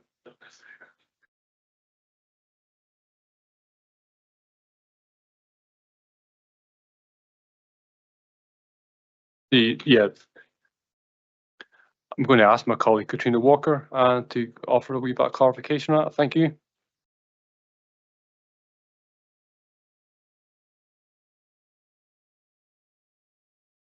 I'm sorry, I don't have that information, I'm afraid. I can help. I mean, it says at the bottom of the graph, it's the STEAM report. That STEAM is the established Scottish methodology. It's the Scarborough Tourism Economic Indicator Model. I can't remember the acronym, but that's the kind of standard model that's used across the UK and by Visit Scotland for measuring economic impact of tourism. So it's an established methodology. Thank you, Councillor Braun. Thanks, Convener. Question really from the planning side of things here. Obviously, control areas, every change of use will need planning. Are we creating an increased volume of planning for our planning department officers to deal with? Many of those, of course, will be rejected. They'll then have subsequently be appealed back to the LRB, which creates more work for officers to prepare for that. We've already seen meetings, as Jess will know, and my colleagues who've sat with me will know, many of our LRB meetings virtually dominated by short-term let appeals. Some gone through, many rejected. So are we just creating more work on another department to deal with? And can we cater for it? It will potentially create a higher workload. But I think we need to kind of separate the high workload from the purpose and the objective of allowing scrutiny over short-term let proposals. There's no assumption that by creating a control area, they're all going to be rejected. What it does is require people they must apply for planning permission, therefore allows officers to assess the merits of the individual application. Based on our current planning guidelines, which you're very well familiar with, in terms of which areas and which types of accommodation we think might be suitable in which areas and geographies. Within a town, for example, it would not be appropriate. So, but you're absolutely right. It will create a higher workload. Thank you for that. And you're right. I know the burden of appeal backwards now. Thank you very much. Okay, thank you, Councillor Robertson. Thank you, Convener. The purpose of this report is clearly to try and free up more housing for local people in the area designated. Can I ask, if in the event more social housing is made available, what is to stop people from anywhere in Perth and Kinross being allocated these houses rather than people in the villages and small towns in the area, families that are desperately needing rehoused, getting first call on them? Because I know in Kinross and Milnathorpe, where we've had quite a few social houses built, many people who are locals get really upset because it's often people from Perth that are rehoused there rather than them who have been in the waiting list for years. So is there any special designation for residents of places where housing is really difficult to come by to get a house where they live and work rather than people from outside the area? I think there's two parts, I guess, to the answer. I mean, one of them is not directly related to this paper. It's about our housing allocation policy, and that's about dealing with people's preferences on that housing waiting list, and people will identify which housing market area they would want to be allocated a house in. I suppose if there happens to be no one looking for that particular house in that particular location, then it will go on to the next kind of person on the list. So I think there's a separate discussion about housing allocation, which is trying to allocate houses where possible to people who are on the waiting list, if you like, locally, but sometimes that might or might not be possible. I think allied to that is what this policy is trying to do, which is, if you take the Highland housing market area, almost 1 in 10 of the properties in the houses, the residential accommodation in that area is currently either a second home or a short-term let. That's a significant proportion in officers' estimation. And what this short-term let control area will do is ensure that in the future, when new housing is provided, that there's proper consideration given before the owners of those properties perhaps opt to buy them for the purposes of short-term let. So it won't deal with the current situation. What it will try to do is protect future housing supply. And that's limited in, of course, the wards that we're talking about, both through topography and land ownership. And therefore, when houses are built, we want to at least ensure proper scrutiny of any application to turn them into short-term lets, with a view, where possible, to ensuring those houses are available to meet local need. David, can I just briefly jump in there? At the very start there, what was that statistic? The reference again? It's the statistic, I think, that Katrina shared earlier. So it's 9% of residential properties in the Highland housing market area. So that's the Highland ward and the northern part of Strathday are currently commercial short-term or short-term lets in terms of the licenses that have been allocated. So almost 1 in 10, and slightly higher in the northern part of Blairgowrie and the Glens. Okay, thank you. Is that okay for you, Councillor Robertson? Yeah. Yep. It is. It is, but I think there is a role for the way we allocate housing as well as part of this. I know it's not part of the paper, but there is a difficulty with if local people can't be given some sort of priority when social housing becomes available. It makes the situation even worse. Thanks, Convener.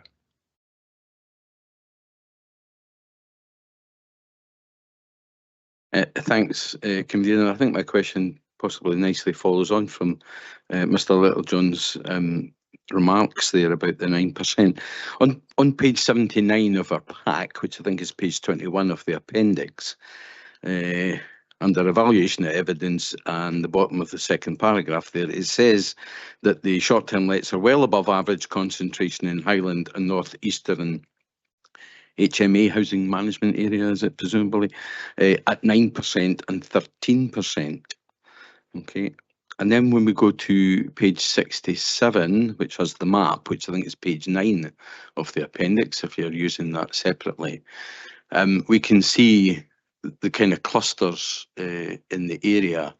And there are large clusters shown in relation to Kenmore, to Kinlochranach, and I presume and think Dunkeld one is possibly the same, where I think it's a bit misleading, because I think these large dots, if you like, are evidence in these areas of things like the marina at Kenmore, the Kenmore Club, Mains of Taymouth, Ballaugh Park, the Highland Lodges in Kinlochranach, for instance, which are purpose-built holiday accommodation, which will never be residential properties.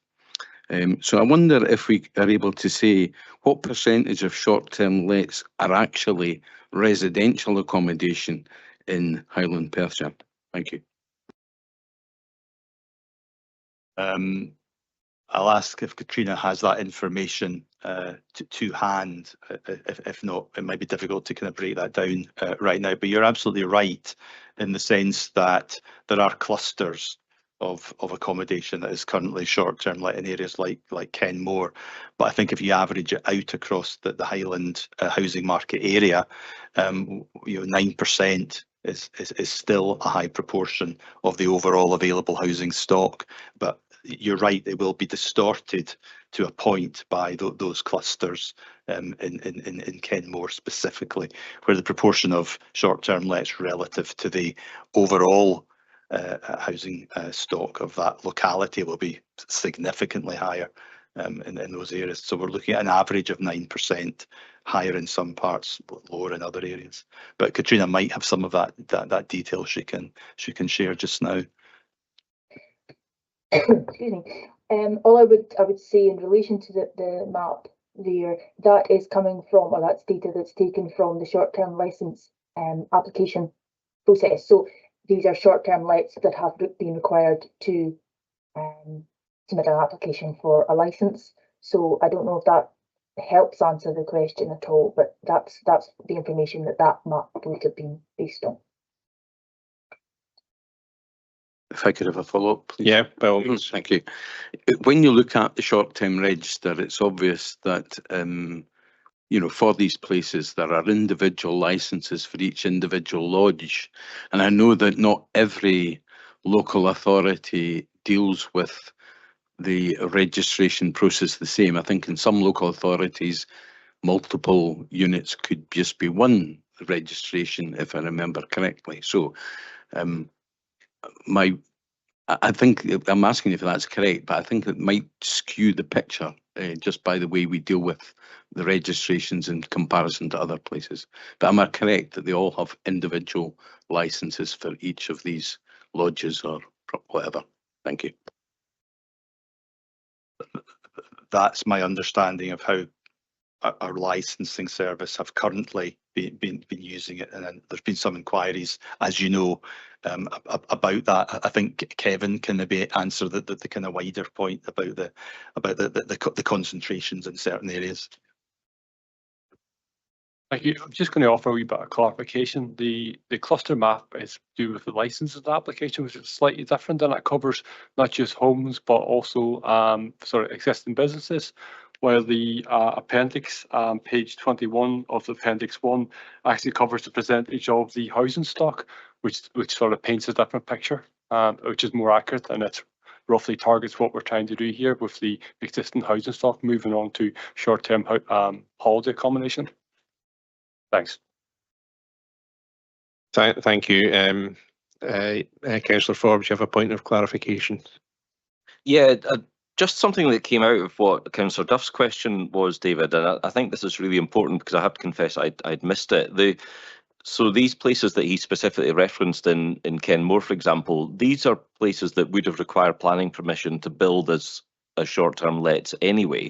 So presumably having that big cluster in Kenmore, I would agree with them, is misleading. I'm not asking you to say if it is or if it isn't, but just for clarity, most of those ones in a purpose-built estate would have had planning permission, would have gone through the planning permission process regardless. Is that correct? Yes, and the intention of the proposal is not to discourage more bespoke holiday accommodation being built. We're not trying to kind of reduce the availability of visitor accommodation. What we're trying to manage is the use of what are currently private homes, and those being converted or change of use into short-term let. So you're absolutely right. Where there are clusters of bespoke accommodation, they would have gone through the planning process and been granted planning permission anyway.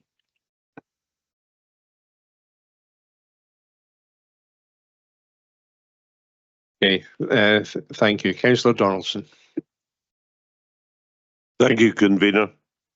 Providing this report is approved, it will not come into effect until the middle of next year because of the various steps that still have to be taken. However, beyond middle of next year, could I just ask David Littlejohn or one of his colleagues, what is the position then? Because it's evidence-led. Is the intention perhaps we don't want to get at all too bureaucratic about this, but possibly it comes back once a year to committee, that things are not totally set in tablets of stone, and the evidence will relate not just to areas that have been included, but also areas or perhaps parts of areas that have been excluded. And on the latter point, I think you know what I'm referring to. Thanks.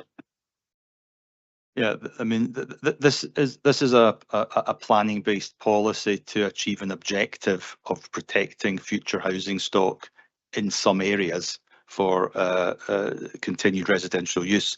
It absolutely makes sense to review that policy. All policies should be regularly reviewed, and it would be a choice for members to ask for a proposal to come back on an annual basis.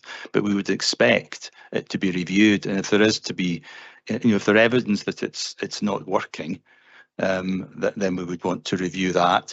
If there's evidence that other areas that are currently excluded should perhaps be included in the control area, that would also be the case. I mean, you were alluding to, I suspect, the Comrie Creef area, where the consultants recommended that those areas should be included in the short-term let control area proposals. We've looked at the evidence at present, and we believe that given the number of new houses that are being built, for example, in Creef, of which 25% are affordable, there's no strong evidence case at present to include, the Comrie Creef, the Strathearn housing market area in these proposals. But that would be reviewed as it would be for the remainder of Perth and Kinross. The barometer for us is always what proportion of the housing stock available is being used for short-term lets, and if that gets above a threshold that we think is becoming an issue, we would want to review that and either add areas in or take them out. Could I just follow up on that? Yeah, of course. Because it's very much a related question. I hear what you say about certainly in my own ward about Creef and the new builds with Ogilvy and also now Persimmon coming on stream, and one or two other providers. Where I'm not so clear is on Comrie, and that seems more debatable. So just your arguments for why Comrie was excluded from these proposals and also nearby areas. Basically, there's been very little in the way of new housing built in Comrie over recent years. There's problems about availability of land, but your rationale for why you excluded Comrie at this stage, anyway. It's very difficult to be so specific around the boundaries of individual communities, because there's always going to be displacement, and you're going to push people across one way or the other. And I think the sense was, looking at that local housing market area, Creef and Comrie would be considered the same housing market area. So still a choice. If someone really wants to live in Comrie but they can't. Creef is relatively close, and that they're likely to be able to be accommodated there. There's always going to be a point where there's a boundary, and there's some different approach on either side of the boundary. But I accept Comrie is probably more akin to some of the communities in Highland, but it's that housing market area and the fact there's considerable numbers of houses being provided in relatively close proximity, and that's maybe not the case in Highland housing market area or the northern part of Eastern, where due to topography and land ownership, there's actually comparatively little new housing being provided, and therefore it's about trying to ensure that what is built is protected where possible. Just to say thank you. We may well come back to this matter, but let us see, and thank you. Thank you. Councillor Stewart. Thanks, convener. This would be potentially the third short-term let control area in Scotland. The control areas in Edinburgh and Highland Council, Badenoch and Strathspey, are specifically mentioned.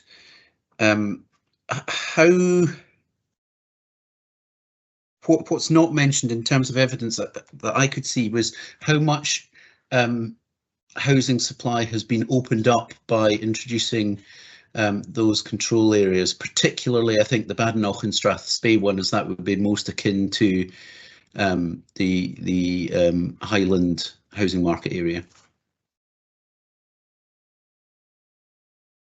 The Badenoch and Strathspey control area was introduced in March.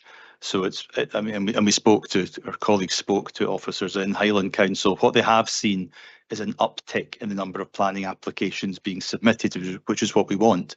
We want people to be applying for planning permission so that the officers can assess the suitability of that particular application for short-term let.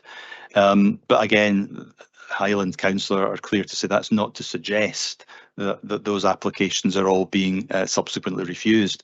They're just being assessed, and allows officers to look at a number of criteria in certain parts of that ward as to whether or not there is an issue or not that they feel they need to intervene by refusing planning permission. But definitely it appears to be achieving what it was set out to do, which is require people thinking of opening up a short-term let to apply for planning permission, whereas clearly at the moment it's discretionary. It's up to the individual to decide whether they think they need planning permission or not, and it's only through complaints or enforcement action that we would ever find that out. So early days, yeah, I think is the answer, Councillor Stewart.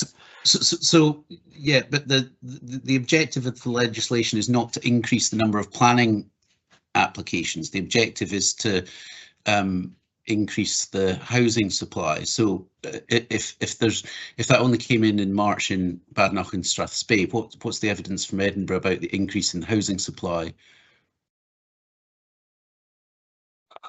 I don't have any information on that. Colleagues are shaking their head.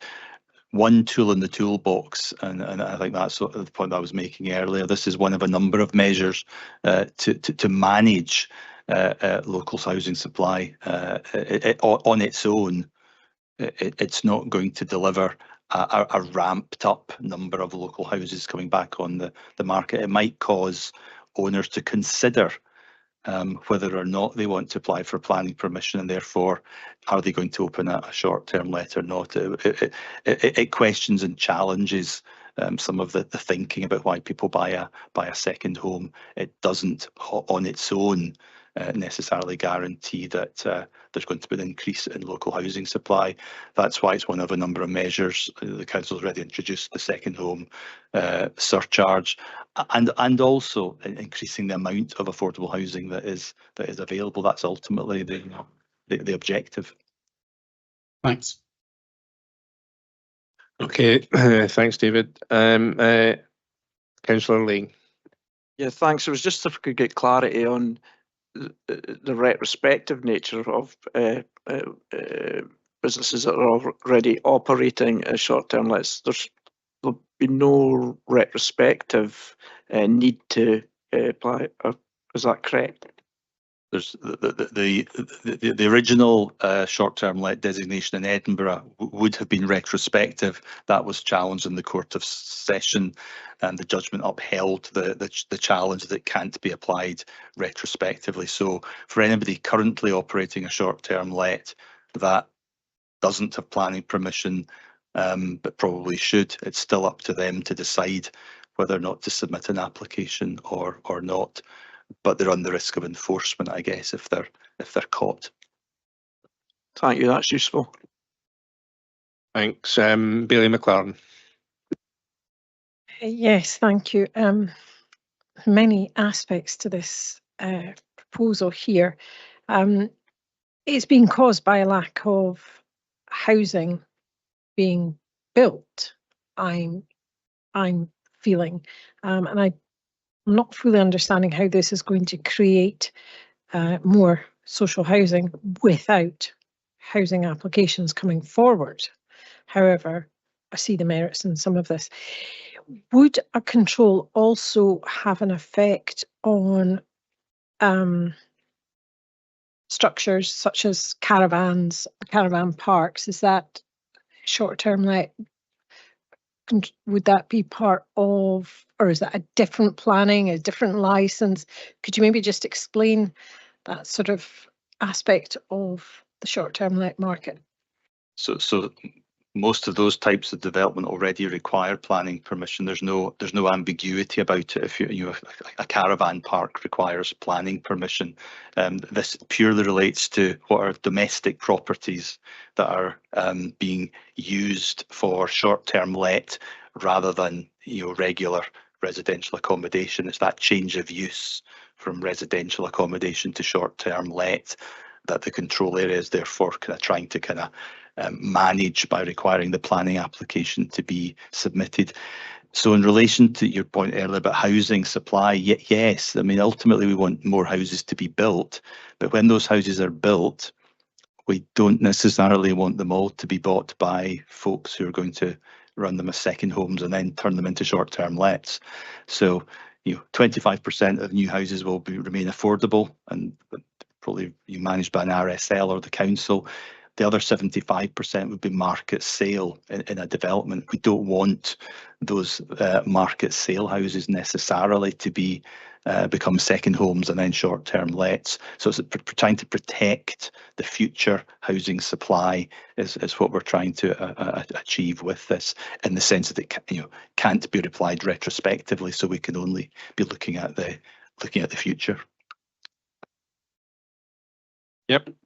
So on that example you've just said, we can't affect the market, but we can control. So if there was a purchase of a new build property out with the 25% allocations, that we could, by this process, we're precluding or not precluding, but putting a sort of a few obstacles in the way of making it just a very simple process to buy a house and then let it out. So that is what you're saying we're trying to do here. We can't affect the market price though of properties or migration.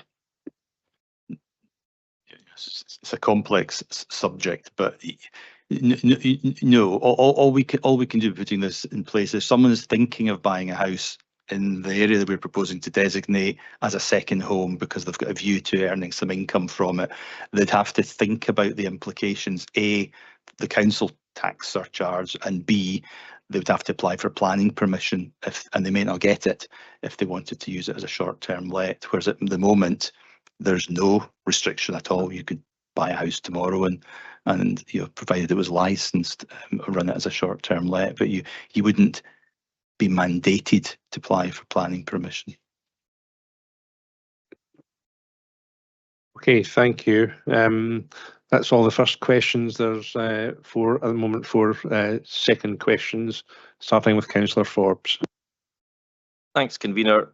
David, just following on from the questions from Councillor Stewart and Councillor Braun, I have a concern about the impact this will have on our planning system, because without a shadow of a doubt, it will give us extra work to do. And you referenced both Highland Council and Edinburgh Council. I don't think we should be asking Edinburgh Council for any advice on any of this stuff, but Highland Council may be different. So I think you also said just a minute ago that Highland Council officers had said that the planning applications may not all be approved or refused, but the paper I think does say that so far only 8 have actually gone through the system. All 8 of them have been approved. And if we see that as a kind of similar situation to Highland Perthshire, I'd question what's the point? I can't comment on the 8 that have been approved as opposed to I can't remember the numbers off the top of my head. Is it 50 something that have been applied for? We would need to apply the same. We're not in this to go out to automatically approve or automatically refuse. What we need to do is have the ability to assess the impact. Now, in some cases, example would be if it's a house in a residential street. Our current guidance would suggest that house should probably not be a short-term let. If it's a standalone cottage in the countryside, it may well be okay for it to be a short-term let. So it's allowing officers to make that judgment as to the context for the application and the potential impact on local housing supply and the potential impact on neighbours. At the moment, we don't have that ability unless somebody volunteers to apply for planning permission, or as I said, they're the subject of an enforcement action. So it's allowing scrutiny rather than being automatically prejudiced one way or the other.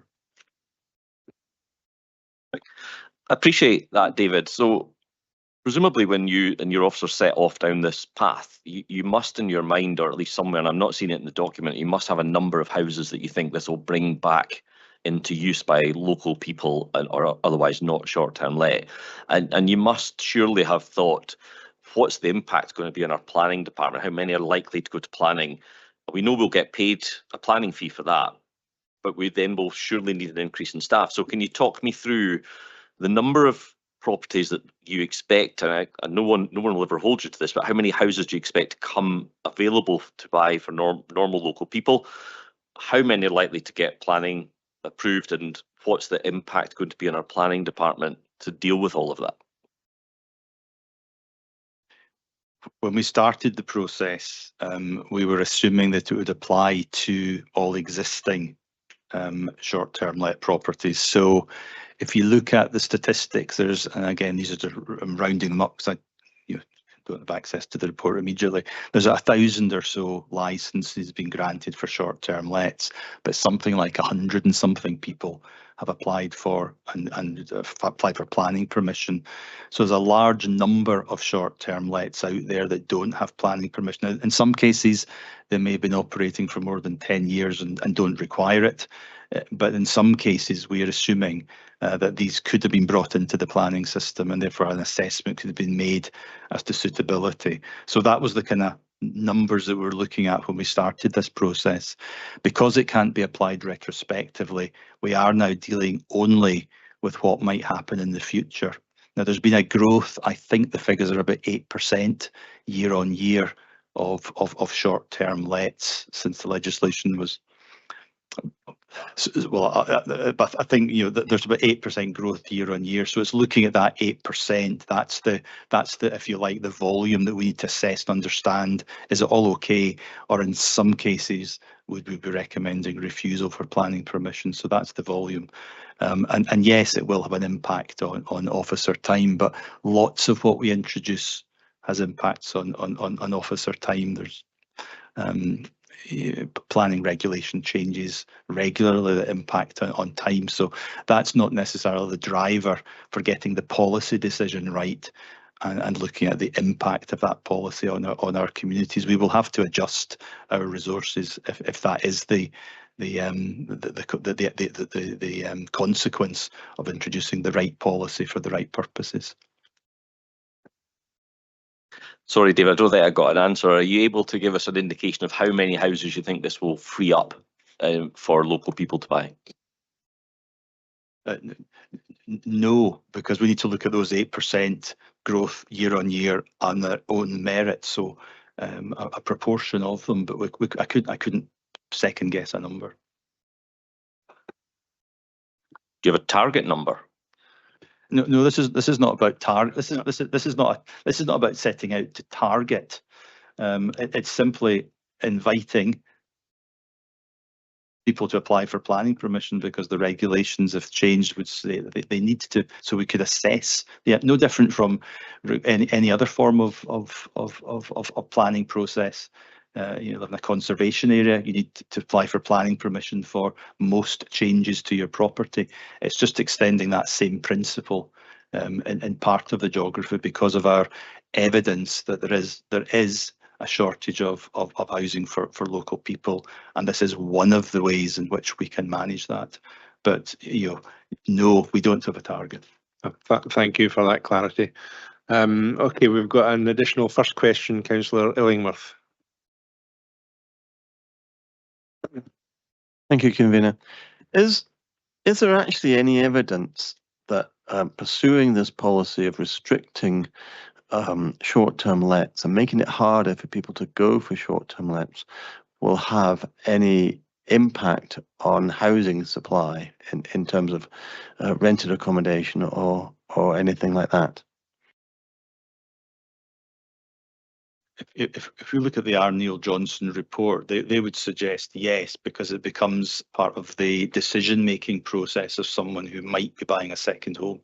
They need to now factor in a higher council tax, and they need to factor in there is a risk they may not get planning permission for what they want to do. So there may be a disincentive. But it goes back to the point earlier, we need to review policy. And if a couple of years down the line this hasn't made any difference whatsoever, then we would need to review it. But we need to kind of start somewhere based on the evidence that there is clearly, in our view, an imbalance between in terms of the proportion of the housing stock that is being used as a short-term lets. 1 in 10-ish in the Highland ward is significant.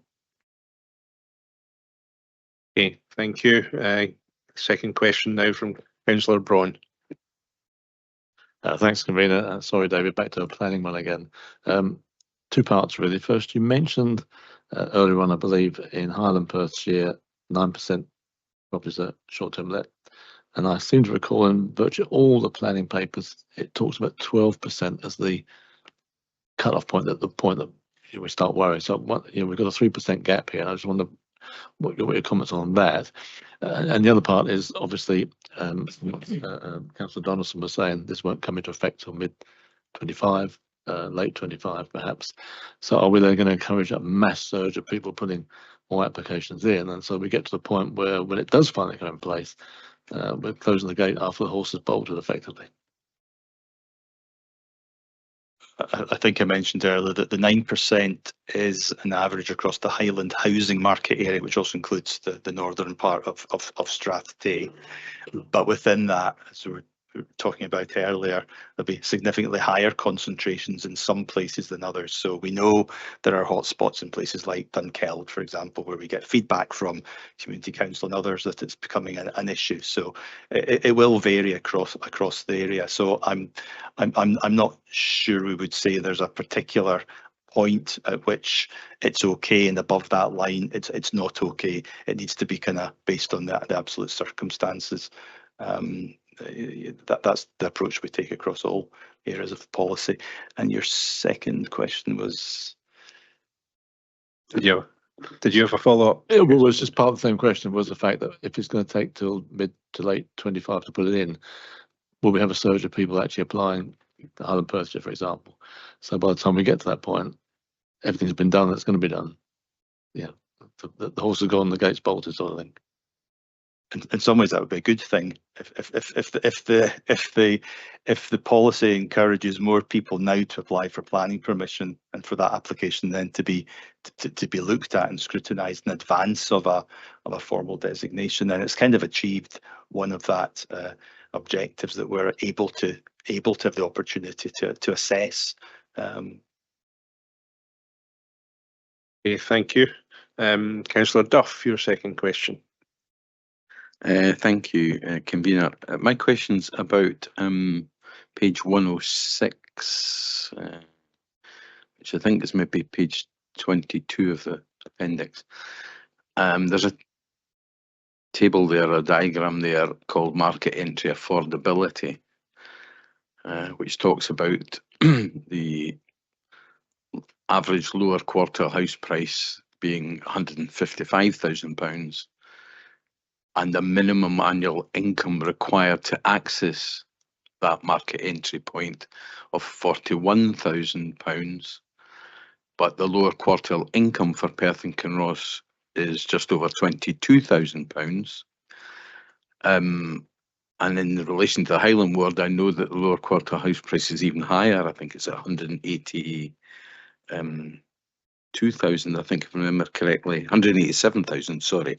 And I would hazard a guess that the lower quartile income in Highland Ward is lower than £22,000, because I think on average, the average wage is, I think, 9% below the Scottish average wage. So, there's even bigger disparity there. But if I'm reading this correctly, does it mean that for, the average wage, if you like, if you need £41,000 to be able to enter at that point, and it's sitting at £22,000, effectively houses would need to be half the price, or wages would need to be double what they are for people to afford to enter into an average house price in these areas. I hope that makes kind of sense. It's a bit. Sorry, it's my.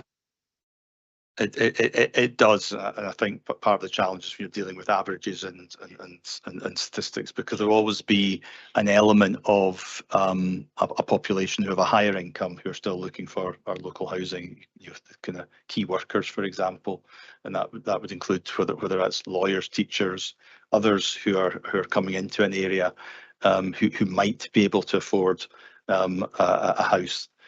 But you're right, there are others who absolutely won't, because their income levels are not high enough, and therefore this measure is unlikely to directly impact on some of that statistic. But Kevin, do you want to add anything to that? Yep, this sets a scene about what the issues are about entering into the housing market in these areas. And to be fair, a point made by other councillors that the need for more affordable housing in the area, which is obviously what we're trying to do as sort of the wider role with more affordable housing. For new developments, 25%, and then trying to obviously get our own projects up and going in these areas.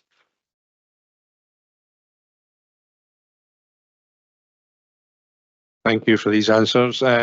Councillor Stewart. Thanks. One of the things that I've always championed since becoming a councillor for a rural ward is economic development in the rural areas and small businesses, micro businesses. If the objective is to of a short-term let control area is to make more housing available, that means that there would be fewer short-term lets than there might otherwise be. So what's the economic assessment, or what's the assessment on the rural economy of the loss of potential future short-term lets versus the economic benefit of local accommodation, for example, for hospitality, for workers in maybe hospitality or tourist businesses? I think that's a difficult comparison to make.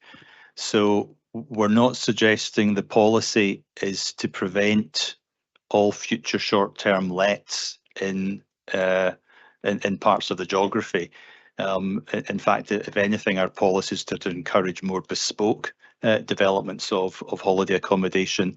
What we're just trying to prevent is some accommodation that is more appropriately used as family accommodation, in shorthand, from being released as a short-term let. So this policy will only make an adjustment at the edges that bigger piece. Fundamentally, we still need to encourage more affordable housing to be built, and we still want more visitors to come to the area, but more sustainably.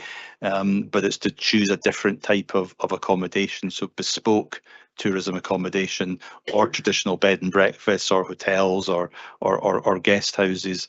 There's no direct comparison with that, as opposed to the economic impact of providing houses for key workers. But we do get feedback from businesses and communities that they are struggling to recruit and retain workers because of the inability to house them, and that includes the tourism industry as well.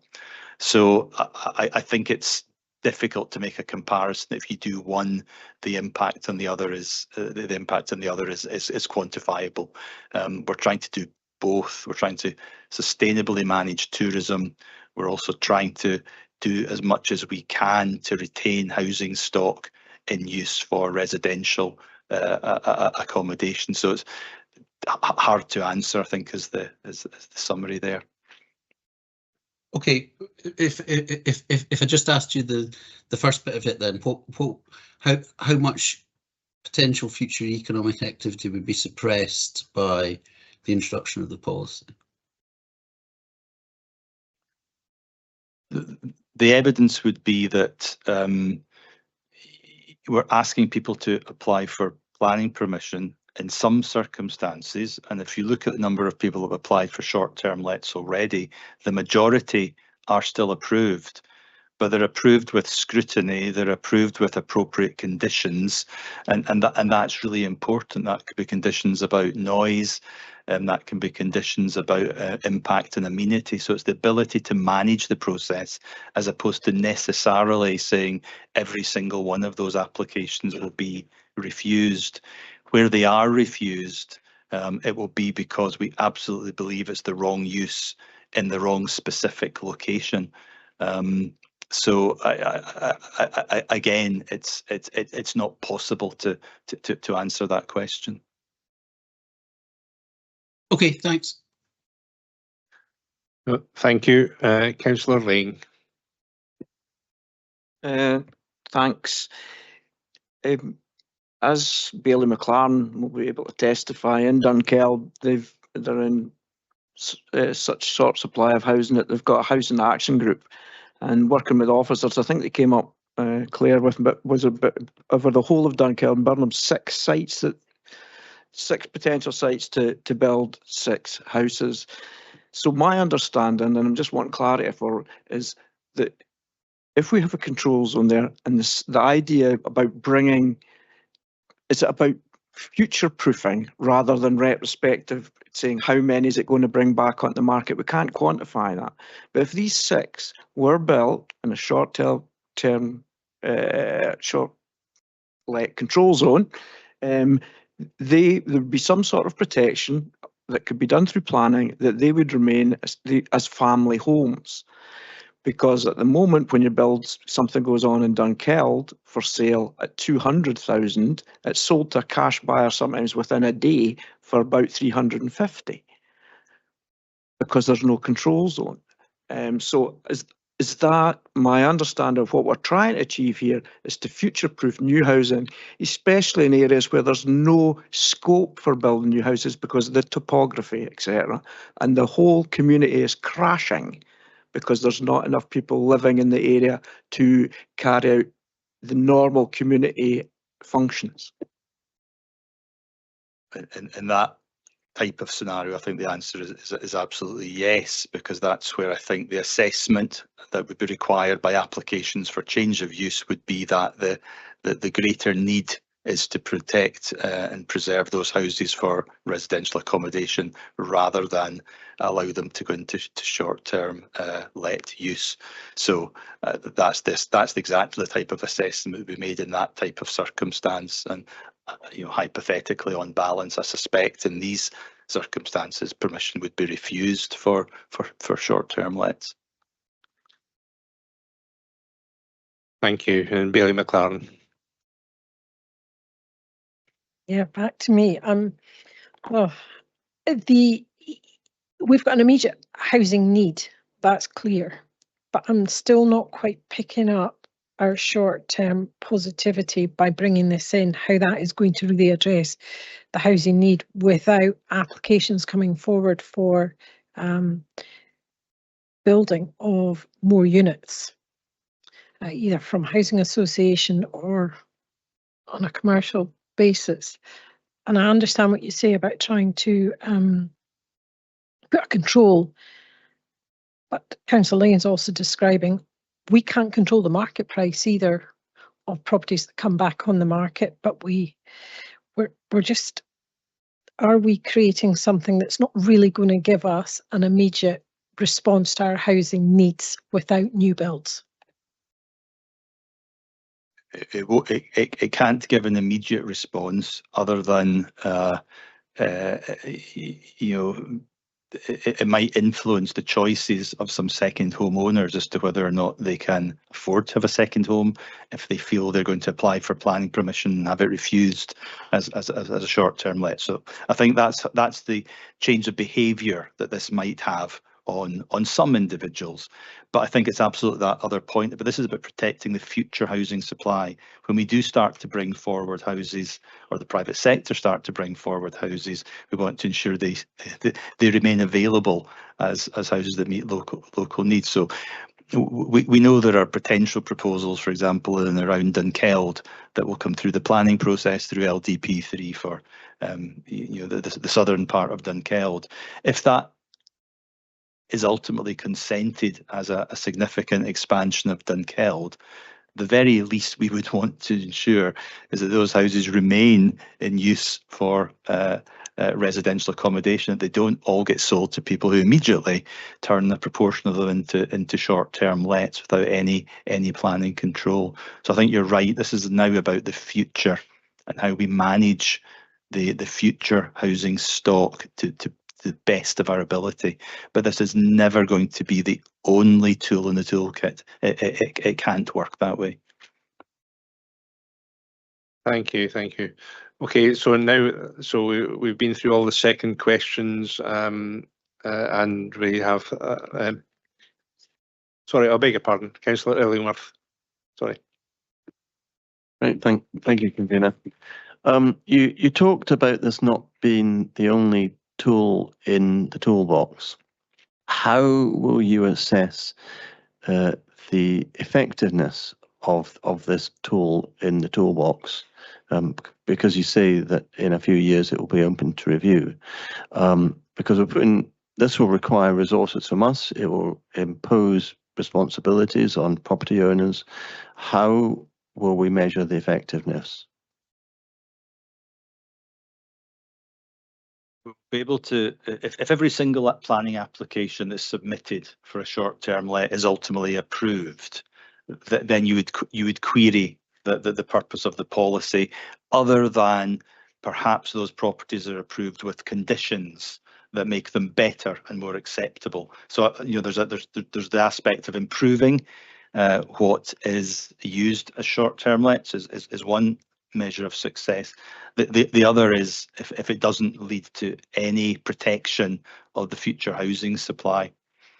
So if new houses are being consented and built, and then the owners of those properties all apply for short-term let change of use, and all of those are all granted, you would have to conclude in that scenario that the policy didn't achieve its wider objective.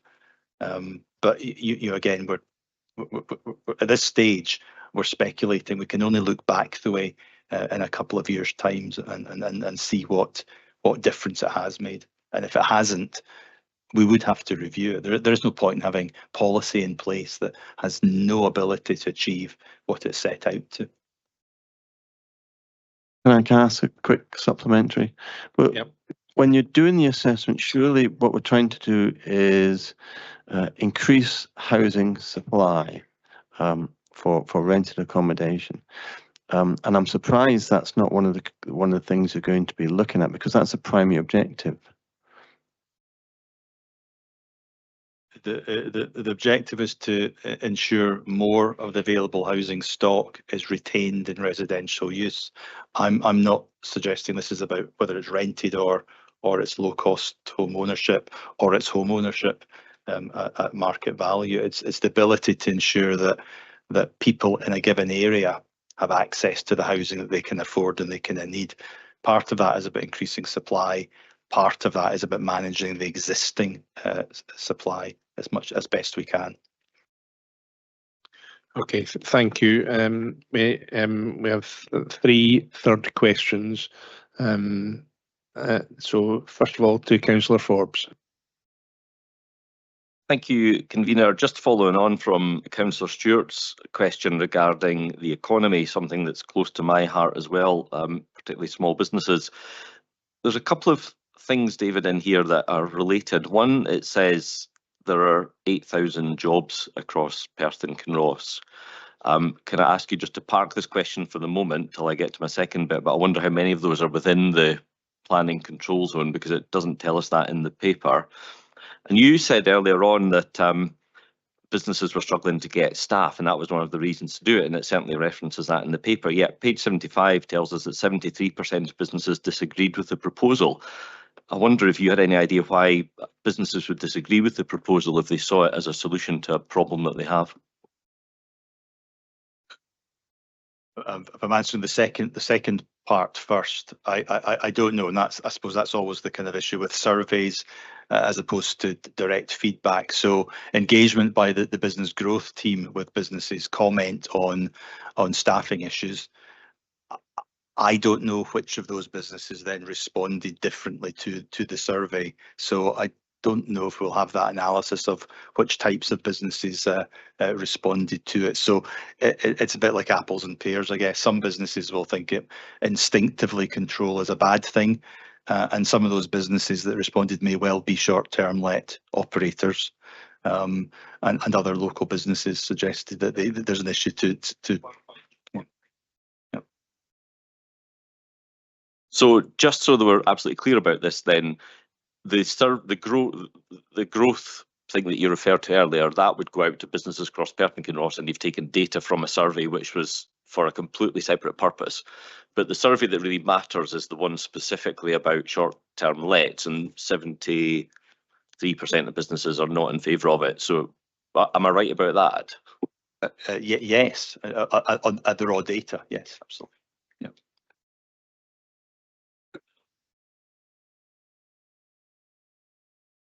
Sorry, the number of the 8,000 which are within the planning control zone area.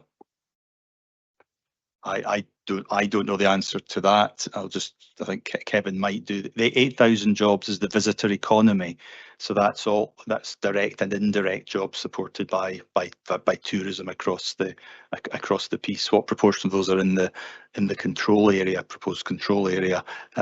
We might have that figure to hand. Sorry, we're not 100% on that, but I can get back. I could look into that and get you some information on it.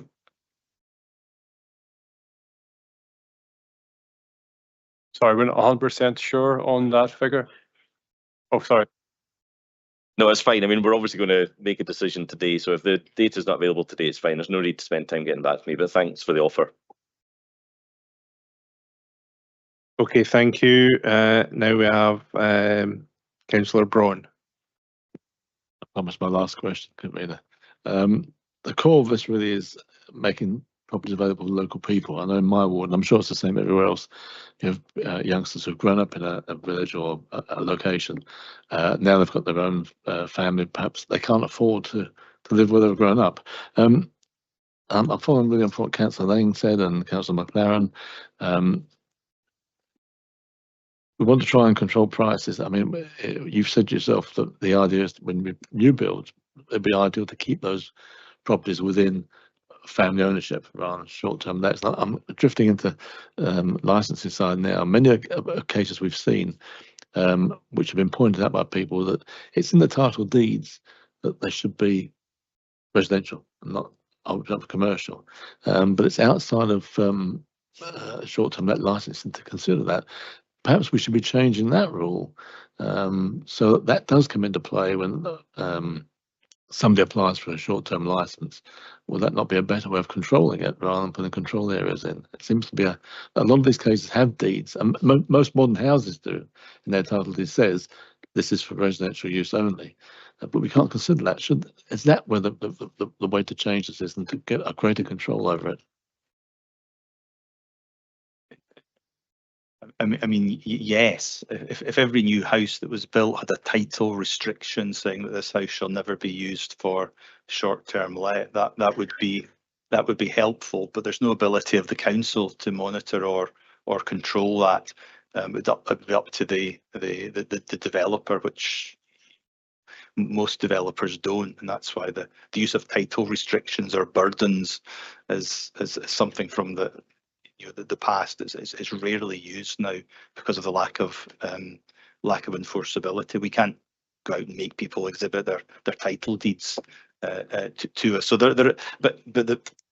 but the point is well made, and I think yes, if people paid heed to what was in their title, but that would be helpful. So, sorry, Convener, just a second. I think the point was that Councillor Lane was saying this, that when we build these properties, we did introduce this perhaps this burden into the title deeds, and then that would allow licensing to control it more. I think that was the idea. The reason I asked it because we had a case come up in Pitlochry. It was an appeal on LRB, and the courtyard development was quite new, had been built as affordable housing. That was its original course, but of course it's been passed through and it was now in private ownership. Of course it's now on market prices, so some sort of control on how these things are sold would be a better way of doing it, linking it into how a license appeal takes place. Thank you for your comment. Councillor Duff. And hopefully this will be my final question. In your last answer to me, I think, David, I think you mentioned an issue about key workers having difficulty in getting accommodation in the area. Am I right in thinking that in our housing allocations policy, we have given priority to key workers for housing allocations? Or if not, is that something that we can do? I think that is the case, but Kevin is probably more better qualified than me to answer that. Yeah, there is a key worker allocation policy, but there hasn't been a lot of applications as far as I'm aware. We ask for updates from our housing allocation team all the time, and this covers people that don't have the sufficient funds to get on the housing market themselves. So it would be people in sort of the lower wage that would apply for a sort of a social rented property through ourselves or through an RSL. It doesn't really cover key workers that are on above average wage, so like teachers or local police or doctors, etc., which are obviously trying to get into the market as well and find it difficult to find properties because of limited availability.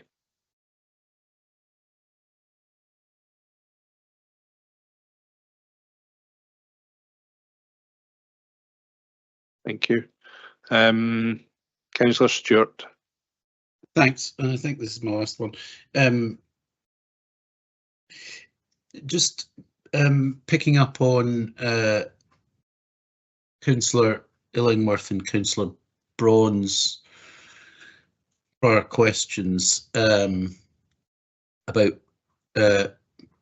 planning conditions and protecting the future housing supply. Is it possible to put in a planning condition for a new build that says it cannot be used for short-term let, which would therefore protect the future new housing supply, but without restricting the ability of existing properties to be used for short-term lets? I'll ask Christine McLaren to answer that question, but in some respects, the short-term let control area achieves the same objective by requiring people to specifically apply for a change of use, but whether it can be conditioned in the first place, I think is more problematic, but I'll let Christine answer that.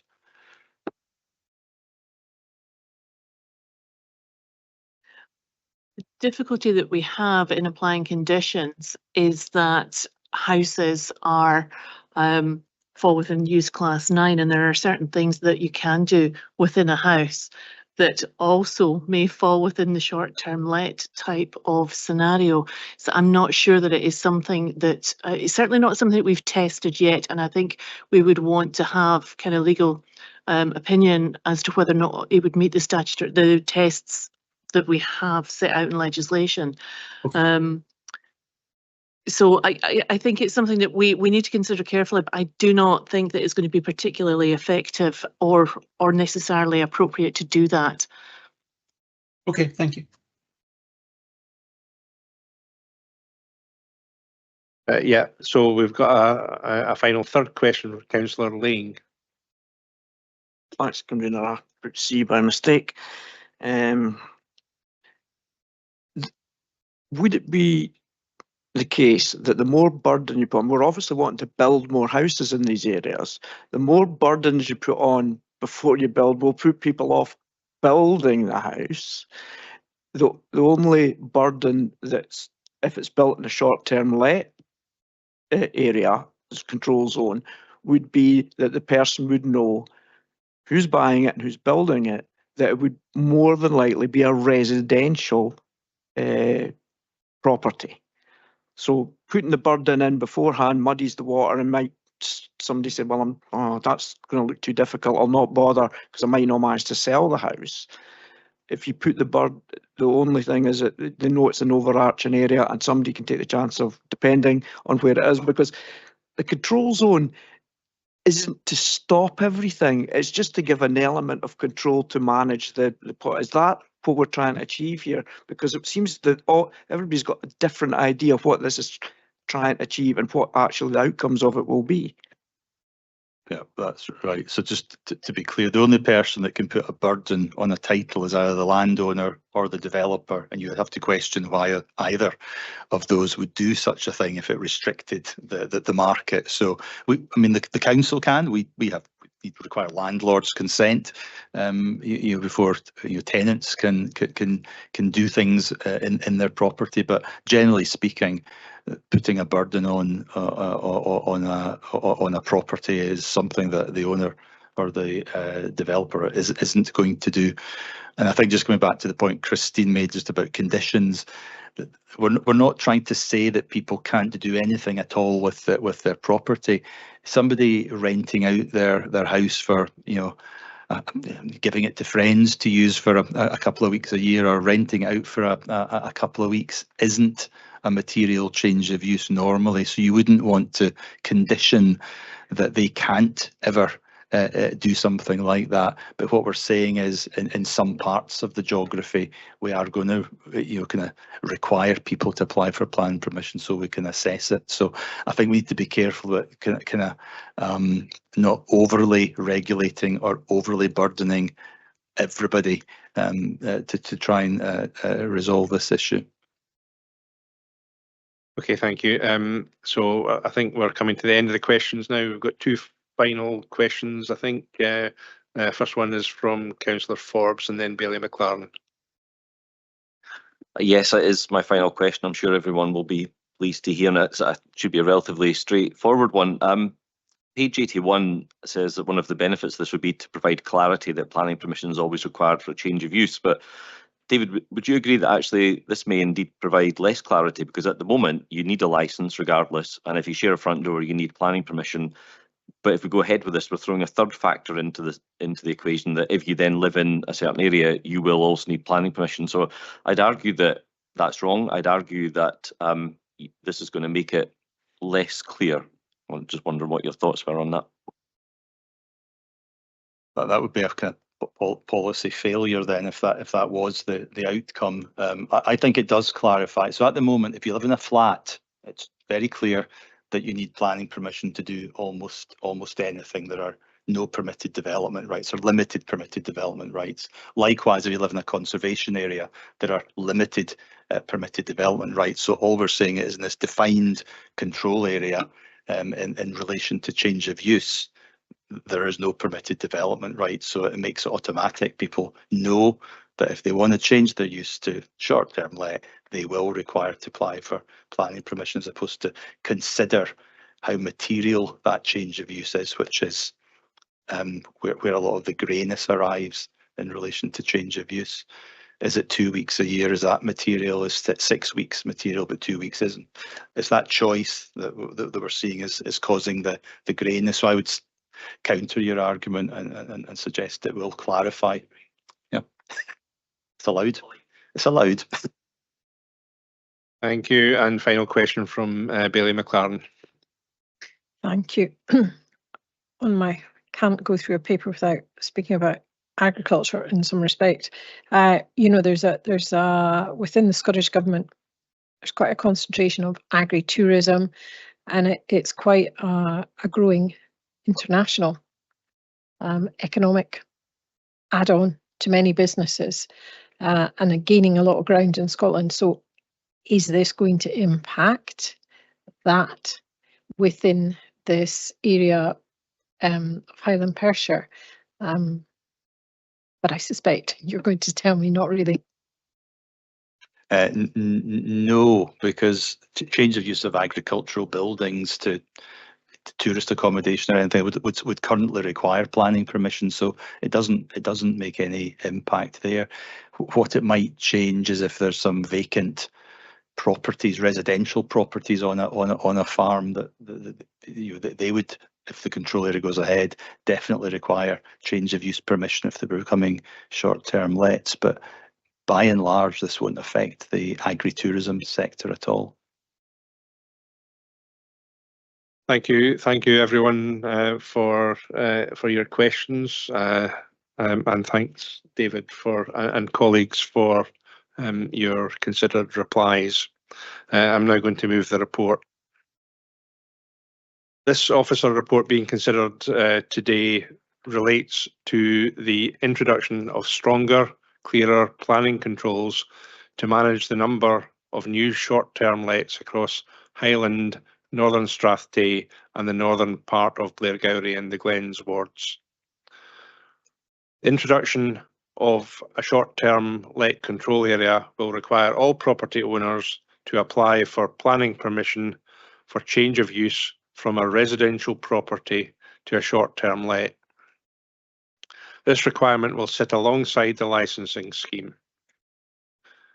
If approved by Scottish ministers, the control area cannot be applied retrospectively, so it will therefore only affect future short-term let provision from the date of its designation. 2 other control areas in Scotland are already operating, firstly across the entire City of Edinburgh Council area and in the Badenoch and Strathspey ward of the Highland Council area. Elsewhere in Perth and Kinross, the current planning regulations will continue to apply, meaning owners must decide themselves whether a proposed change of use requires planning permission.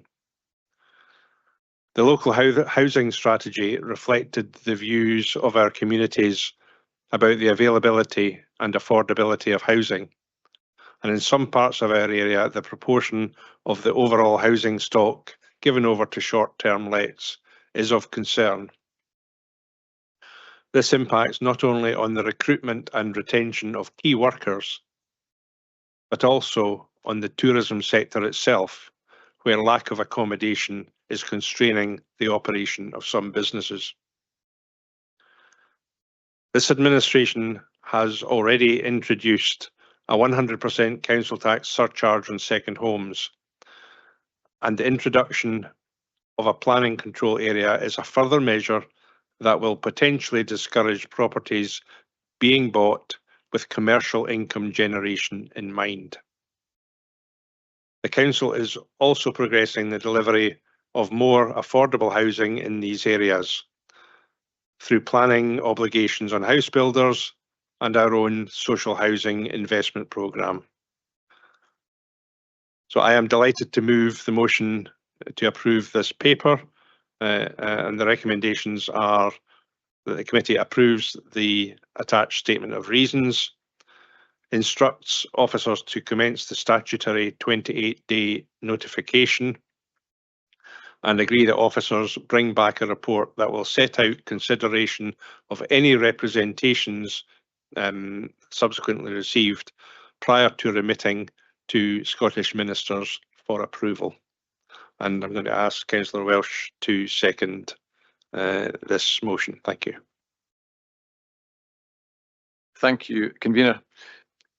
Just like to say, this is an important and balanced report to enable council officers and councillors to manage the future proportion of short-term lets in our communities. It is about positive change.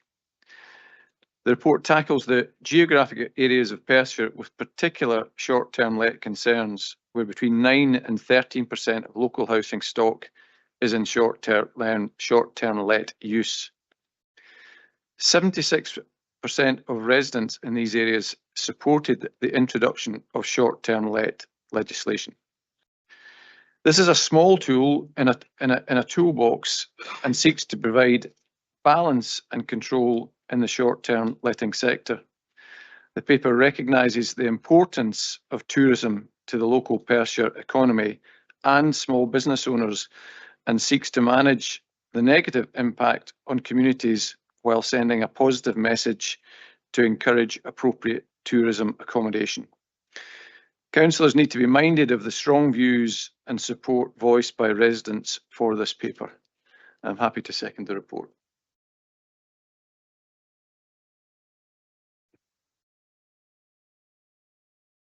Okay, so thank you. So I'm going to ask for any questions, any comments and amendments, and I see Councillor Forbes, you have an amendment. Thanks. I noticed Bailey had a comment. Do we take comments first, or I'm not sure of the procedure? Amendment first? Okay, I think officers have it. It's really simple. I won't need to read it. You will, because I won't be able to read it from here.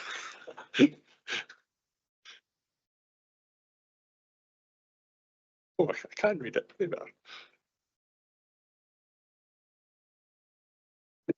Okay, just for the record, I will read it, since it's nice and short, which is note the contents of the report, but reject the recommendations and proposals to proceed. Do you have a seconder for? So you do. You have a kind of, that's a smaller writing at the top. Yeah, Councillor Duff to second. Can you just confirm that, Councillor Duff? That's confirmed. Yep. Before we go to the vote, can I ask for? Is there no comments or opportunity for me to put my case forward? Absolutely, yes. Okay, thank you, Convener. I think we all agree that there is a housing shortage in this particular part of Scotland. Where we disagree on, and what I feel is there's absolutely no evidence that this proposal is going to make any difference whatsoever to that issue. We don't have a target number of houses that will be brought back into use. It was referenced by Councillor Donaldson. We don't even have a proposal to bring this back again and look at it in the future, and we don't know the number of empty homes. We have that as a percentage. It's quite a high percentage, and if that's something that well may make a difference to the issue at hand here.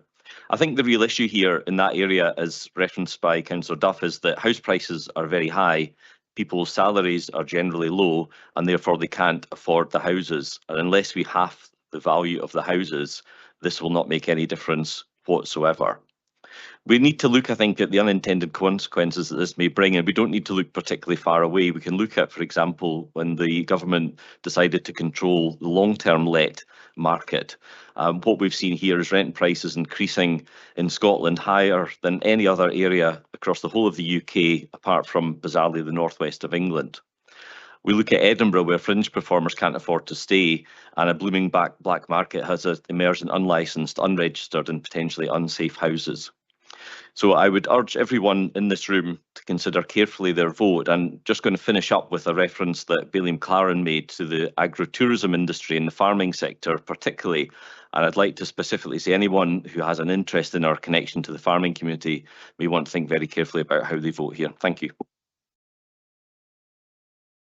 Thank you. Councillor Duff.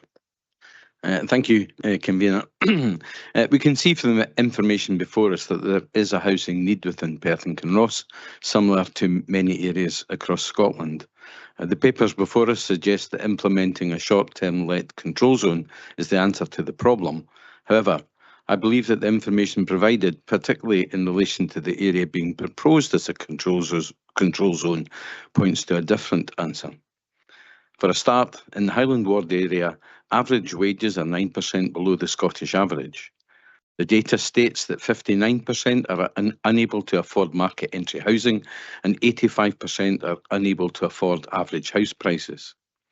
Highland Ward also has the second highest inward migration levels, yet it has the lowest rate of house completions at 3% and the most limited effective land supply at 6%.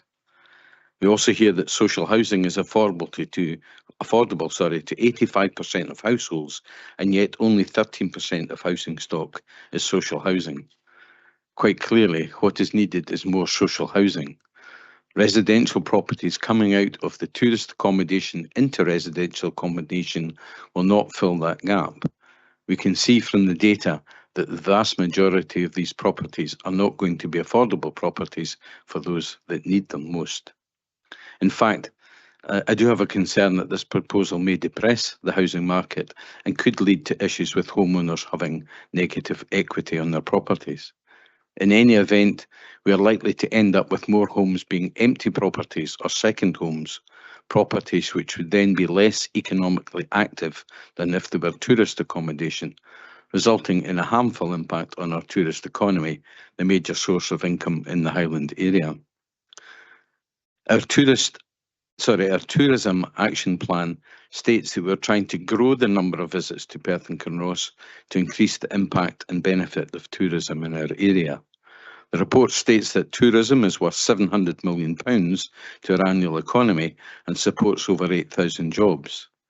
I believe that a control zone is a threat to this and would be a further blow to an industry trying to recover from the effects of COVID and the increased cost of living. The tourist industry appears to agree, with the vast majority of businesses disagreeing with the introduction of a control zone.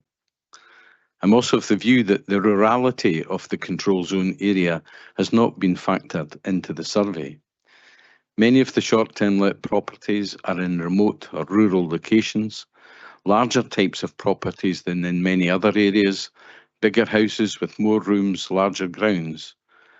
Their size and remote location making them dearer to buy or rent, more costly in terms of travel and less attractive for many to make their home in. Holiday accommodation is an option, but otherwise they are more likely to be second homes, which would have a negative impact on tourism and no great positive impact for increasing housing availability. Many of the areas in the proposed control zone have a high number of purpose-built holiday accommodation lodges around Aberfeldy, Kenmore, Dunkeld and Lochranich, for instance, which, if they're not short-term lets, will never be permanent residential accommodation. I think this is distorting the picture of the spread of short-term let accommodation in the proposed area, and I believe that actually second homes and empty properties are a more significant issue. These can and are being tackled in different ways with 100% additional council tax on second homes and the Empty Homes Initiative.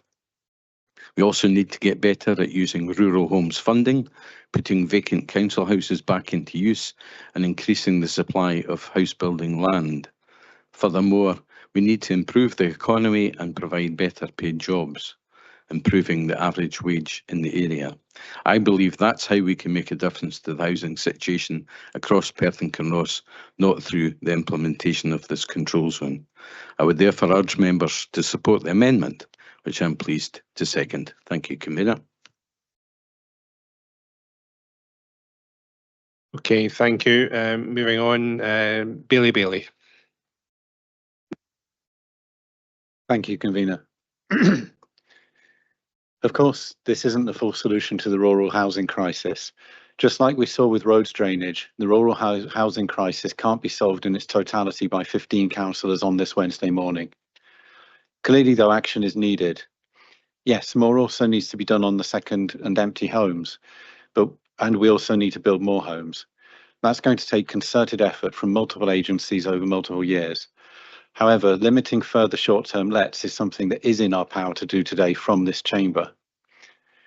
Building more houses alone isn't the answer. Without today's proposed restriction in tandem with that, we'll just see more well-off people who own homes elsewhere using favourable tax reliefs to buy up those and operating them as short-term lets. Let's therefore keep in mind that the problem here isn't wholly one of not enough houses, but also one of too much cheap money flowing in. This proposal helps with the problem of too much cheap money flowing in. Other policies can then address the problem of not enough houses. It worries me that the Tories here are such staunch supporters of short-term lets, while at the same time saying the rural economy is close to their heart. More than half of businesses in Pitlochry and Aberfeldy are saying that housing need is impacting their current activity. But when asked about the future, more than half of businesses are saying across the whole piece are saying housing need will be an issue that limits their growth. So business is saying that more housing is needed to support their growth. Far better to have housing for folk to keep the hotels and restaurants open. That's real economic activity.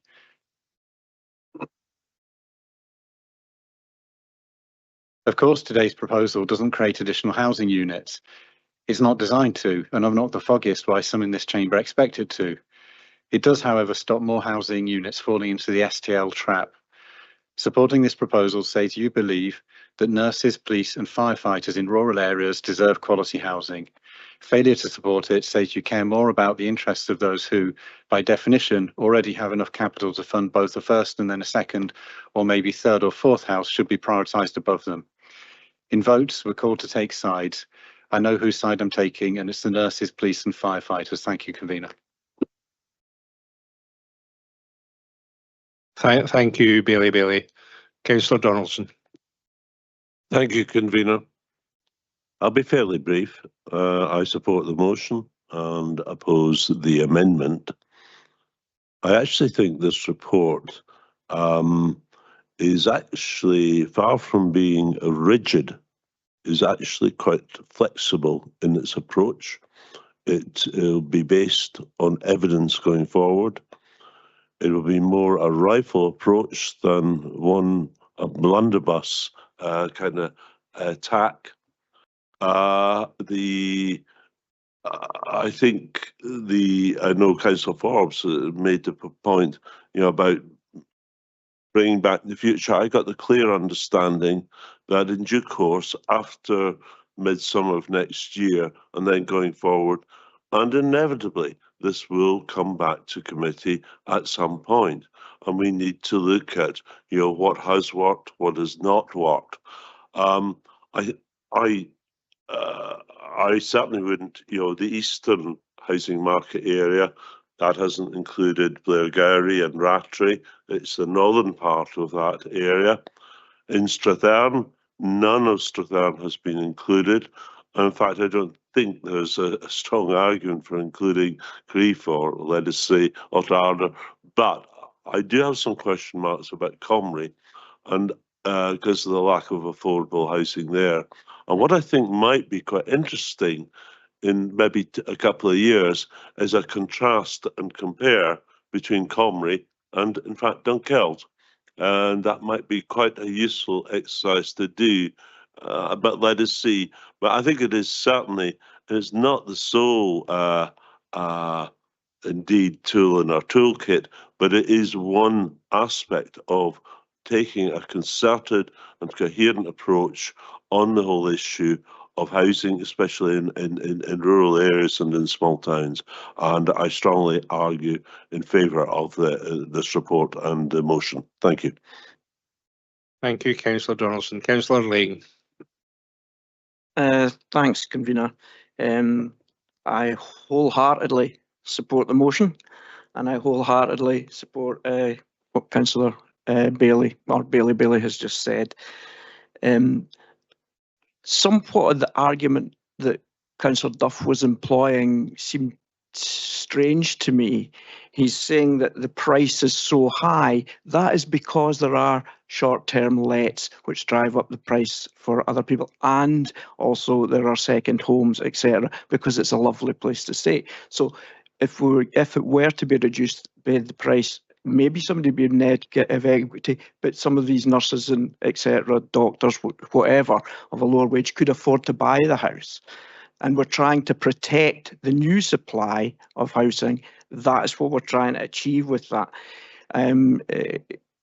Councillor Forbes referenced Bailey and her question, Bailey McLaren, and on the farming front and agritourism, and the answer she was given was it would have very little effect, if any, on that aspect of tourism.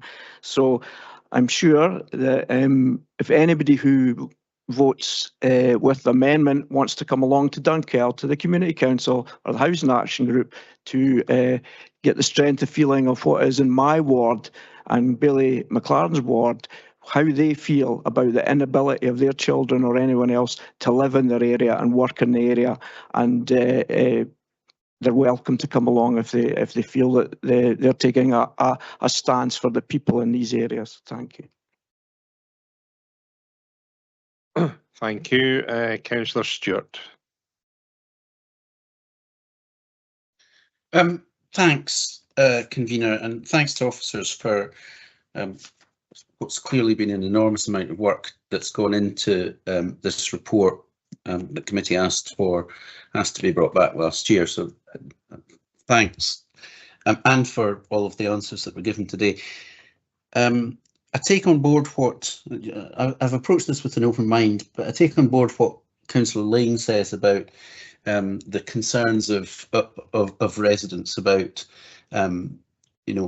locals being able to access accommodation and stay in the area. I think, however, that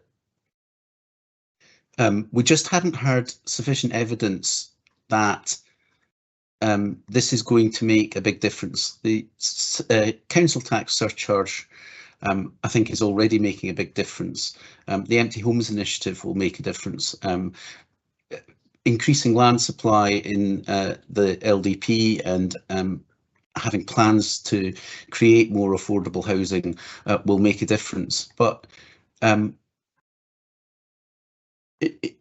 in answering the questions, Mr. Littlejohn was talking about this making very marginal or making a difference just at the very margins of applications.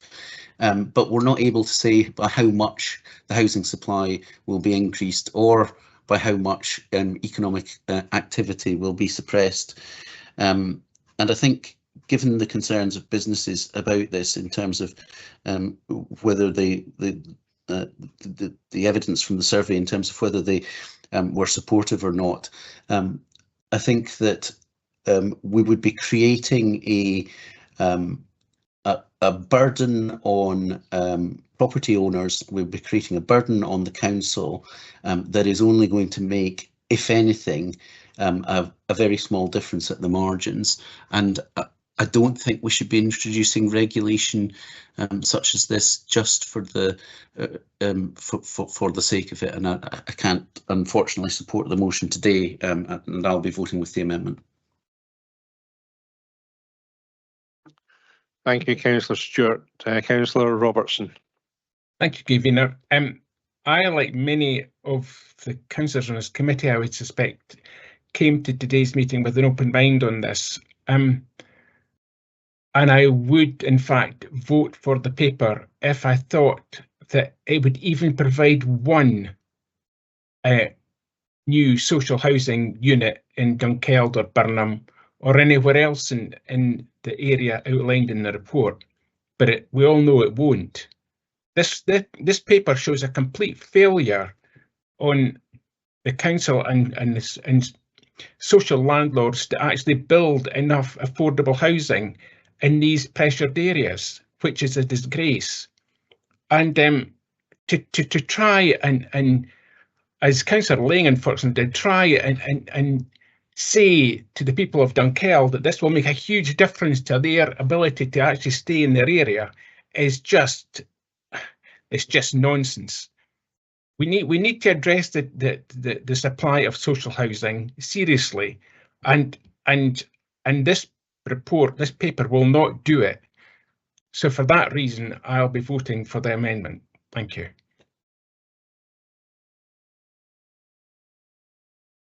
Thank you. There are no further comments, so can I ask Councillor Forbes, if he wishes to sum up.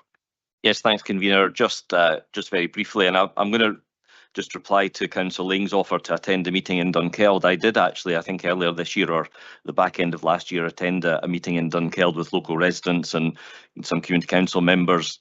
Councillor Laing was unable to make it that day because of another commitment, but we discussed this at great length, and I made the same points at that meeting that I've made at this meeting, that no one denies there's a problem.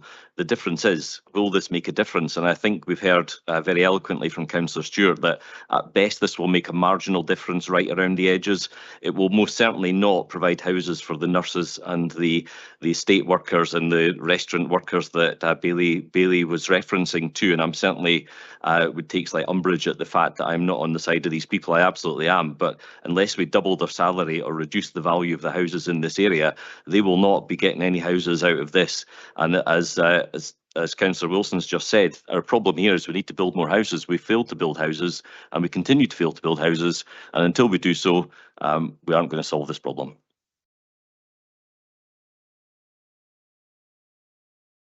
Thank you. Bear with me a second.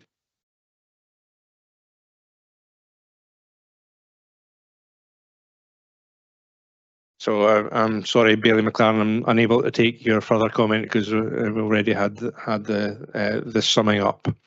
But I would like to just sum up from the point of view of the motion as well.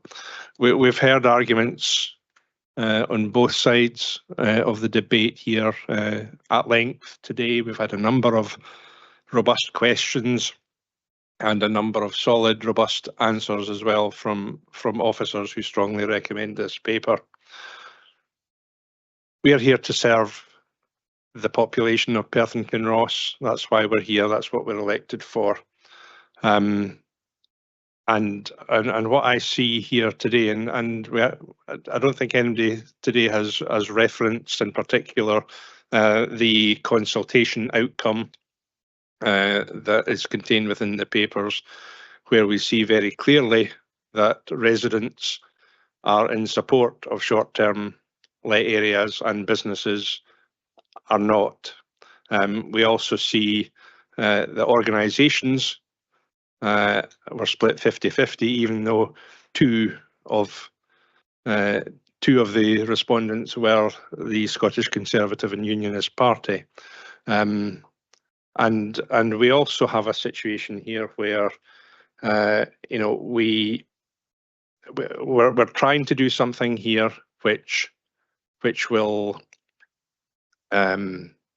hopefully assist the residents of Highland and the northern part of Eastern Perthshire to find homes and to allow those key workers and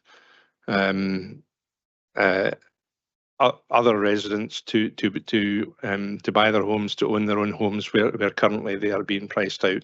As Mr. Littlejohn has set out, is one tool in the box. It's a very important tool that in my view we need to introduce, and so I would therefore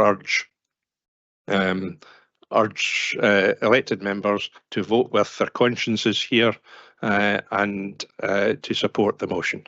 Thank you. And I'll now pass over to Jess to conduct the vote. Thank you, convener.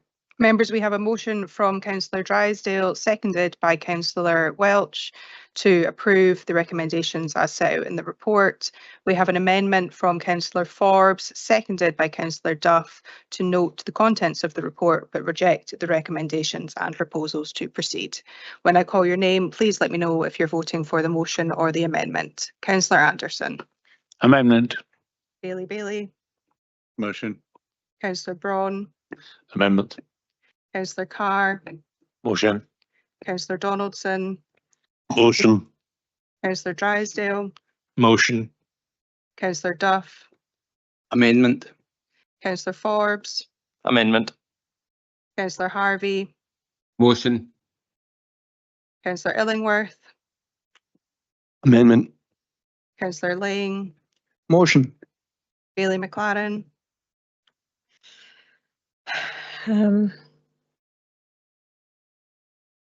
Amendment. Councillor Robertson, Amendment. Councillor Stewart Amendment. and Councillor Welch. Motion. Thank you. I have 7 votes for the motion and 8 for the amendment, and therefore the amendment will carry. Okay. Thank you, everyone. Thank you for your attendance today. That closes the meeting. Thank you.